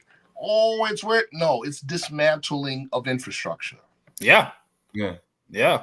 Plain and simple. I don't care what nobody says. That's exactly what it is. And two, for I the call it world the end of listening, time, another prophecy. and those who don't know, you know, a lot of these southern states are really going back to that Jim Crow era. What? If Yes. you look at states like Mississippi, Alabama, They they're already headed put back. no, they already put no colored only water fountains and stuff like that, ain't they? So if you thinking you think it's not a joke, these I'm people gonna are keep it real slow. with you. I'm gonna say this on camera. Yes. They can do it here. I don't care. I don't care. I ain't got to drink from your water fountain. No way. How about that? How about that? You know what's happening? If you Google what's happening with Target right now, you could see this this ain't Jim Crow era, or not the old Jim Crow era. It is not that, right? Target said, "Yeah, no more DEI." Notice customer said, "No more Target." No, legit. Because it's too many cheap other sources to get what you think I need from you. And two, of those who haven't been looking at the Chinese market, I hope y'all stay out these designer stores. I hope y'all stay out of them because they legit just expose how the market is. You know that same flip flop you bought for $450. Guess what? But now, you know, they're expecting. You got to remember too. How can I put it? Okay. A number of the things that I mentioned in this presentation about us, our people in America, are based on one major thing: that we are no longer thinking like colonized people, which in a domestic sense means what? Slave mentality. And we start thinking like a nation, which means take responsibility. Right. All right. So when the Chinese are saying, look, guys, the whole European luxury market is a facade. Biggest. It's a facade. Even the genuine stuff, not the knockoff stuff, the genuine stuff is made here. All we do is ship it to them to put a label on it, and that's it. Now it's $1,500. There you go. But even though it says made in Italy, no, the label was put on in Italy. Oh, it was made here. What are they really telling us? They're not telling us. Why are they telling us that? They're telling us that so that we can do what the forerunner, Marcus Garvey said. We create our own brands and put value on it ourselves instead of valuing somebody else's stuff. We'll sell it to you. You put your own tags on it, and you do your own thing. Facts. There you go. As opposed to now you can compete with them because it's the same product, just a different tag. And you develop the discipline to buy your stuff and not theirs. That's it. Because I don't want to see nobody talking about, oh, I need a Birkin. Guess what, man? Not anymore. It's $32. Not anymore. Yeah. By them telling everybody that, listen. By them telling everybody that, they oh my goodness, they just said, look, y'all really been playing yourselves. Legit. And you can't unring the bell. So if you keep putting value on it, we're gonna clown you. Facts. We're gonna clown you. Facts. Because you could have, that video I saw, that dude holding up Gucci slides, the Gucci shoes. Yes. Oh, these are like 50 cents to $1 to make. It's just some rubber. That's it. Yeah. These are, this bag, they want $500 for it. Guess what? Yep. Give me $35. $30. And you people can come to China and get it directly. Bingo. You can come get it. Bingo. That's what they're saying. That's pretty much what they're saying. You see, matter of fact, what they're saying is we want you to come get it. We want you to.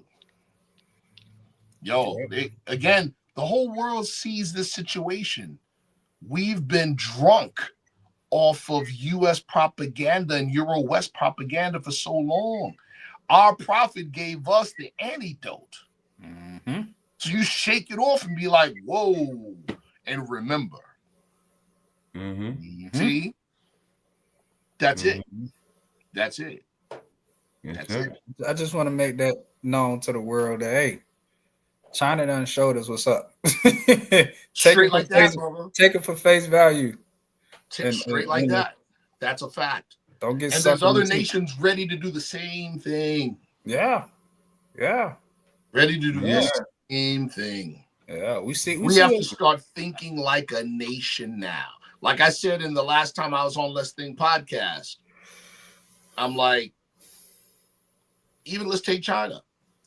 There's certain commodities that our people in America buy that support whole economies in China and in India and in Korea.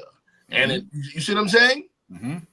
Why are we not in these countries representing our own people in America, advocating for preferred consumer status and the benefits that come with it because we support these products? Right. What we do is we allow somebody else to do it on our behalf, but not in our interest. No, never in our interest. See that? Never in our interest. That's the difference between thinking like a slave and thinking like a nation. Mm-hmm. Right, exactly. See, you got to take your respective station. Yeah, in the affairs of men. And watch this. Like how we say how even the devil's works in Allah's favor. Yeah. Right? So let's look at what's happening now with New Apostolic Reformation and Seven Mountain Mandate by way of the Heritage Foundation. Right? Going back to Jim Crowism. Mm-hmm. Ignoring the Constitution. Yep. Straight ignoring it blatantly. When you see them in front of those congressional hearings getting torn apart with a straight face, they're getting torn apart and they have a straight face looking like this, like, so what? You know why? Because they know it's over. They know. They know what's coming. You see? They know it's over. Yeah. They don't care. They're just enjoying the ride for the most part. That's why the reporter can repeatedly ask our president, "What didn't you swear an oath to defend the Constitution?" And he goes, "I don't know." Ain't that crazy? They know, bro. They know the jig is up. Yeah. They know the jig is up, bro. See, they know it's up. We don't know. Collectively, they know. Oh yeah, 100%. See, they know. That's a fact. Creator of the Balanced Universe said we're being forced to make changes. That's a fact. See, that's how that's going to work. You start seeing neo-Jim Crowism, which is what we're seeing. Oh yeah. Know what's going to force us to do? What we should have been done. We have to develop self-sustainable microeconomies. Because that's where the rest of the world is going, especially the rest of American communities are going. Self-sustainable microeconomies that are connected to our counterparts abroad. Anything else on that? I speak off camera because now we're talking about real plans and we don't talk about that stuff. No. No, we leave that for the round table. Yes, sir. Well, brothers, we've been on 2 hours and 30 minutes. Well, 2 hours and 28 minutes, bro. Yep. Well. Since MSTV is Clean and Pure Nation was a promise for us reaching out to the Moroccan officials. Oh, that's a good question. I'll answer that question real quick, and then I got to run. It's not even so much as a matter of reaching out. It's the fact that we have a connection. Why not exploit the connection? Right. We have an old world connection like the German Americans have an old world connection. Like the Irish Americans have an old world connection. Now, if you don't know your old world connection collectively, that means when the music drops out in the game of musical chairs, you ain't got a seat. And there's a whole bunch of Europeans that gave up their birthright for a bowl of soup. So they don't know their old world connection, but they didn't have to know because they were living in the temporary heaven on earth that they call white privilege. Yep. See that? So it's more a better way to phrase that, my dear brother, is why not make use of your old world connection you already had? That's what Act 6 means. With us, all members must proclaim their nationality. Proclaim means to make known. How do you make known? Live the life. See? And we are teaching our people their nationality and their divine creed. Okay, see? And remember, what is the objective? See, nationality is a means to an end. What's the end? The uniting of Asia. That's the end. See? Yeah, one more question, bro. You want to answer? I got it. Yeah. Also, the U.S. Constitution says no citizen shall accept accept a title of nobility. And since our prophet has nobility in his name, that's a name, brother. Noble Drew Ali. You know, let's come on, right? I got a credit card that says Federal Express. Does that mean I'm a member of the federal government? Does that mean Federal Express is a member of the federal government? Absolutely not. Right? There's two political parties. Well, there's more than two. But the two main ones are Democrat and Republican. Does that mean that the Republican Party advocates for the Republic and the Democratic Party advocates for the democracy? No. They just have the name. That's just the name of the parties. You get it? So the phrase Noble Drew Ali is an honorific. It's not a title of nobility. It's an honorific. Just like we say the honorable judge, blah, blah, blah. That's not a title of nobility. It's an honorific. Yeah. And yes, he is a citizen of the United States. And yes, Morocco was under French protectorate.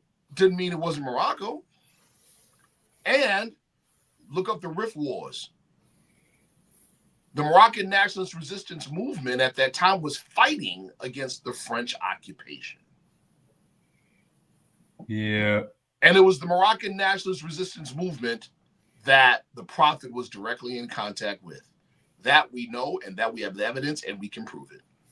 That's not hearsay. Can I get that? Yeah. Can I get that? See, as I said off camera, right, Brother Sheik 7 we're good on our feet. Yeah. Yeah, we're good on our feet. Yeah. Yeah, we're good on our feet. Yes, sir. Yeah, bro. Yep, we are. But I thank the brother for the questions. Cypher 7. Yeah, I think yes, the brother for the questions. Yes, sir. I also want to say before we go, I want to say honest to the chat. Honest to everybody in the chat. Yo, it's 50 people in the chat, brother. Yes, sir. Honest to everybody in the chat. And everybody, please hit the like button before you leave. Before you go out, because I'm seeing the numbers drop now, because you know we finna go. Please hit the like button before you out. I got to run too, but one quick thing. The brother Nicholas Bey said something earlier. What did he say, brother? He said these words, and I wanted to get him to explain it. He said, I wasn't ready for this. Oh, you talking about brother CJ Bey, right? Nicholas Bey. Oh, he's right there. I think he's in the chat. He said earlier, he said, I was not ready for this. What did you mean? I would like to know. He said, what I saw that, I said, ooh, that's interesting. Yeah, bro, I'm talking about. I mean, the topic itself and the things that we discussed are pretty heavy. Oh, no, that was CR Bay. Oh, got it. Okay, that was CR Bay. Yeah, that was Roberts Bay. Roberts Bay, if you still in here, what you mean by that? Yeah, it was CR Bay. I wasn't ready for this. That's right. I already know what he meant by that. I was like, boy, I wasn't ready for all this information. Whoa, I think He's shaking the building. That's what he Yeah. said. It's the breakdown in the Are structure. we talking about when you said we talking about he in the chat? Yeah. We talking about when you said you wasn't ready for this. What did you mean by that? Right. But you see, with the beauty, again, people can go look at the archive and they can watch this over and over, and they can take notes, and they can, you know what I'm saying? And but here's the thing: you can't unring the bell. Once you know, you know. You know. Yeah. Once you know, you know. Yeah. And once you hear certain things and begin to that was some super. That was he said. Thank you, brother. Appreciate you. Thank you, brother. Yeah, honest and gratitude, and man, and honest to you, brother, man, for always bringing some heavy presentations. Hey, man. Yeah, this one was heavy on my heart, like because I'm doing my own research for my own understanding, you know, and then I'm like, because ideas, you want to serve your membership, you want to serve your community, and we deserve responsible information and responsible guidance. We deserve it, right? So when I said, okay, I'm going to use this is going to be the topic, I just jumped in and I'm like, whoa. And it's almost always when I take on a particular subject and start doing the research, I always find way more than I expected. Yeah.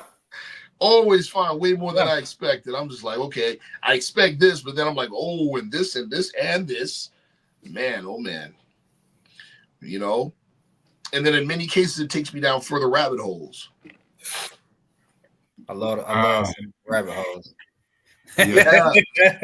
Most people be scared of them. I don't be that scared of them. Exactly. No, I like the rabbit holes. No, me too. Exactly. That's where you gonna find your deep truth. Right. Me too. Listen, I gotta run, gentlemen. I gotta run now, brothers. Love you, brothers, man. Oh yeah. Keep up the good work. Let's Think Podcast. Come on, man. All right, Joe. We'll talk soon. Yes, sir. Peace. Yes, sir. And we out of here. I'm gonna see you in the back chat, bro. All right. Peace to the chat. Peace Please and love. hit the like button on the way out. Please hit the like button on the way out. Thank you. No, I wasn't asleep, bro. I see you. Seven was sleep. No, I wasn't asleep, brother. Hey, Mo, you wasn't asleep. You were praying. You see, there's a difference. There's a difference, Mo. Oh, man. Brother wasn't asleep. He was praying. You know.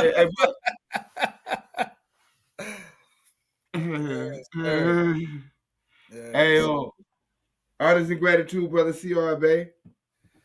I appreciate that $1.99 on the super chat. I really appreciate it.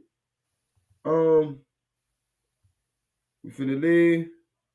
You out of here. Everyone, I appreciate the support. Everyone for your super chats. Everyone for just being in the chat. Thank you for hitting the like button. Thank you for sharing. And just thank you for continuous support. I'll be letting y'all know what the next show is soon. Just stay on the lookout, stay tuned, and inshallah, we'll be right back at y'all. Allahu Akbar. Islam.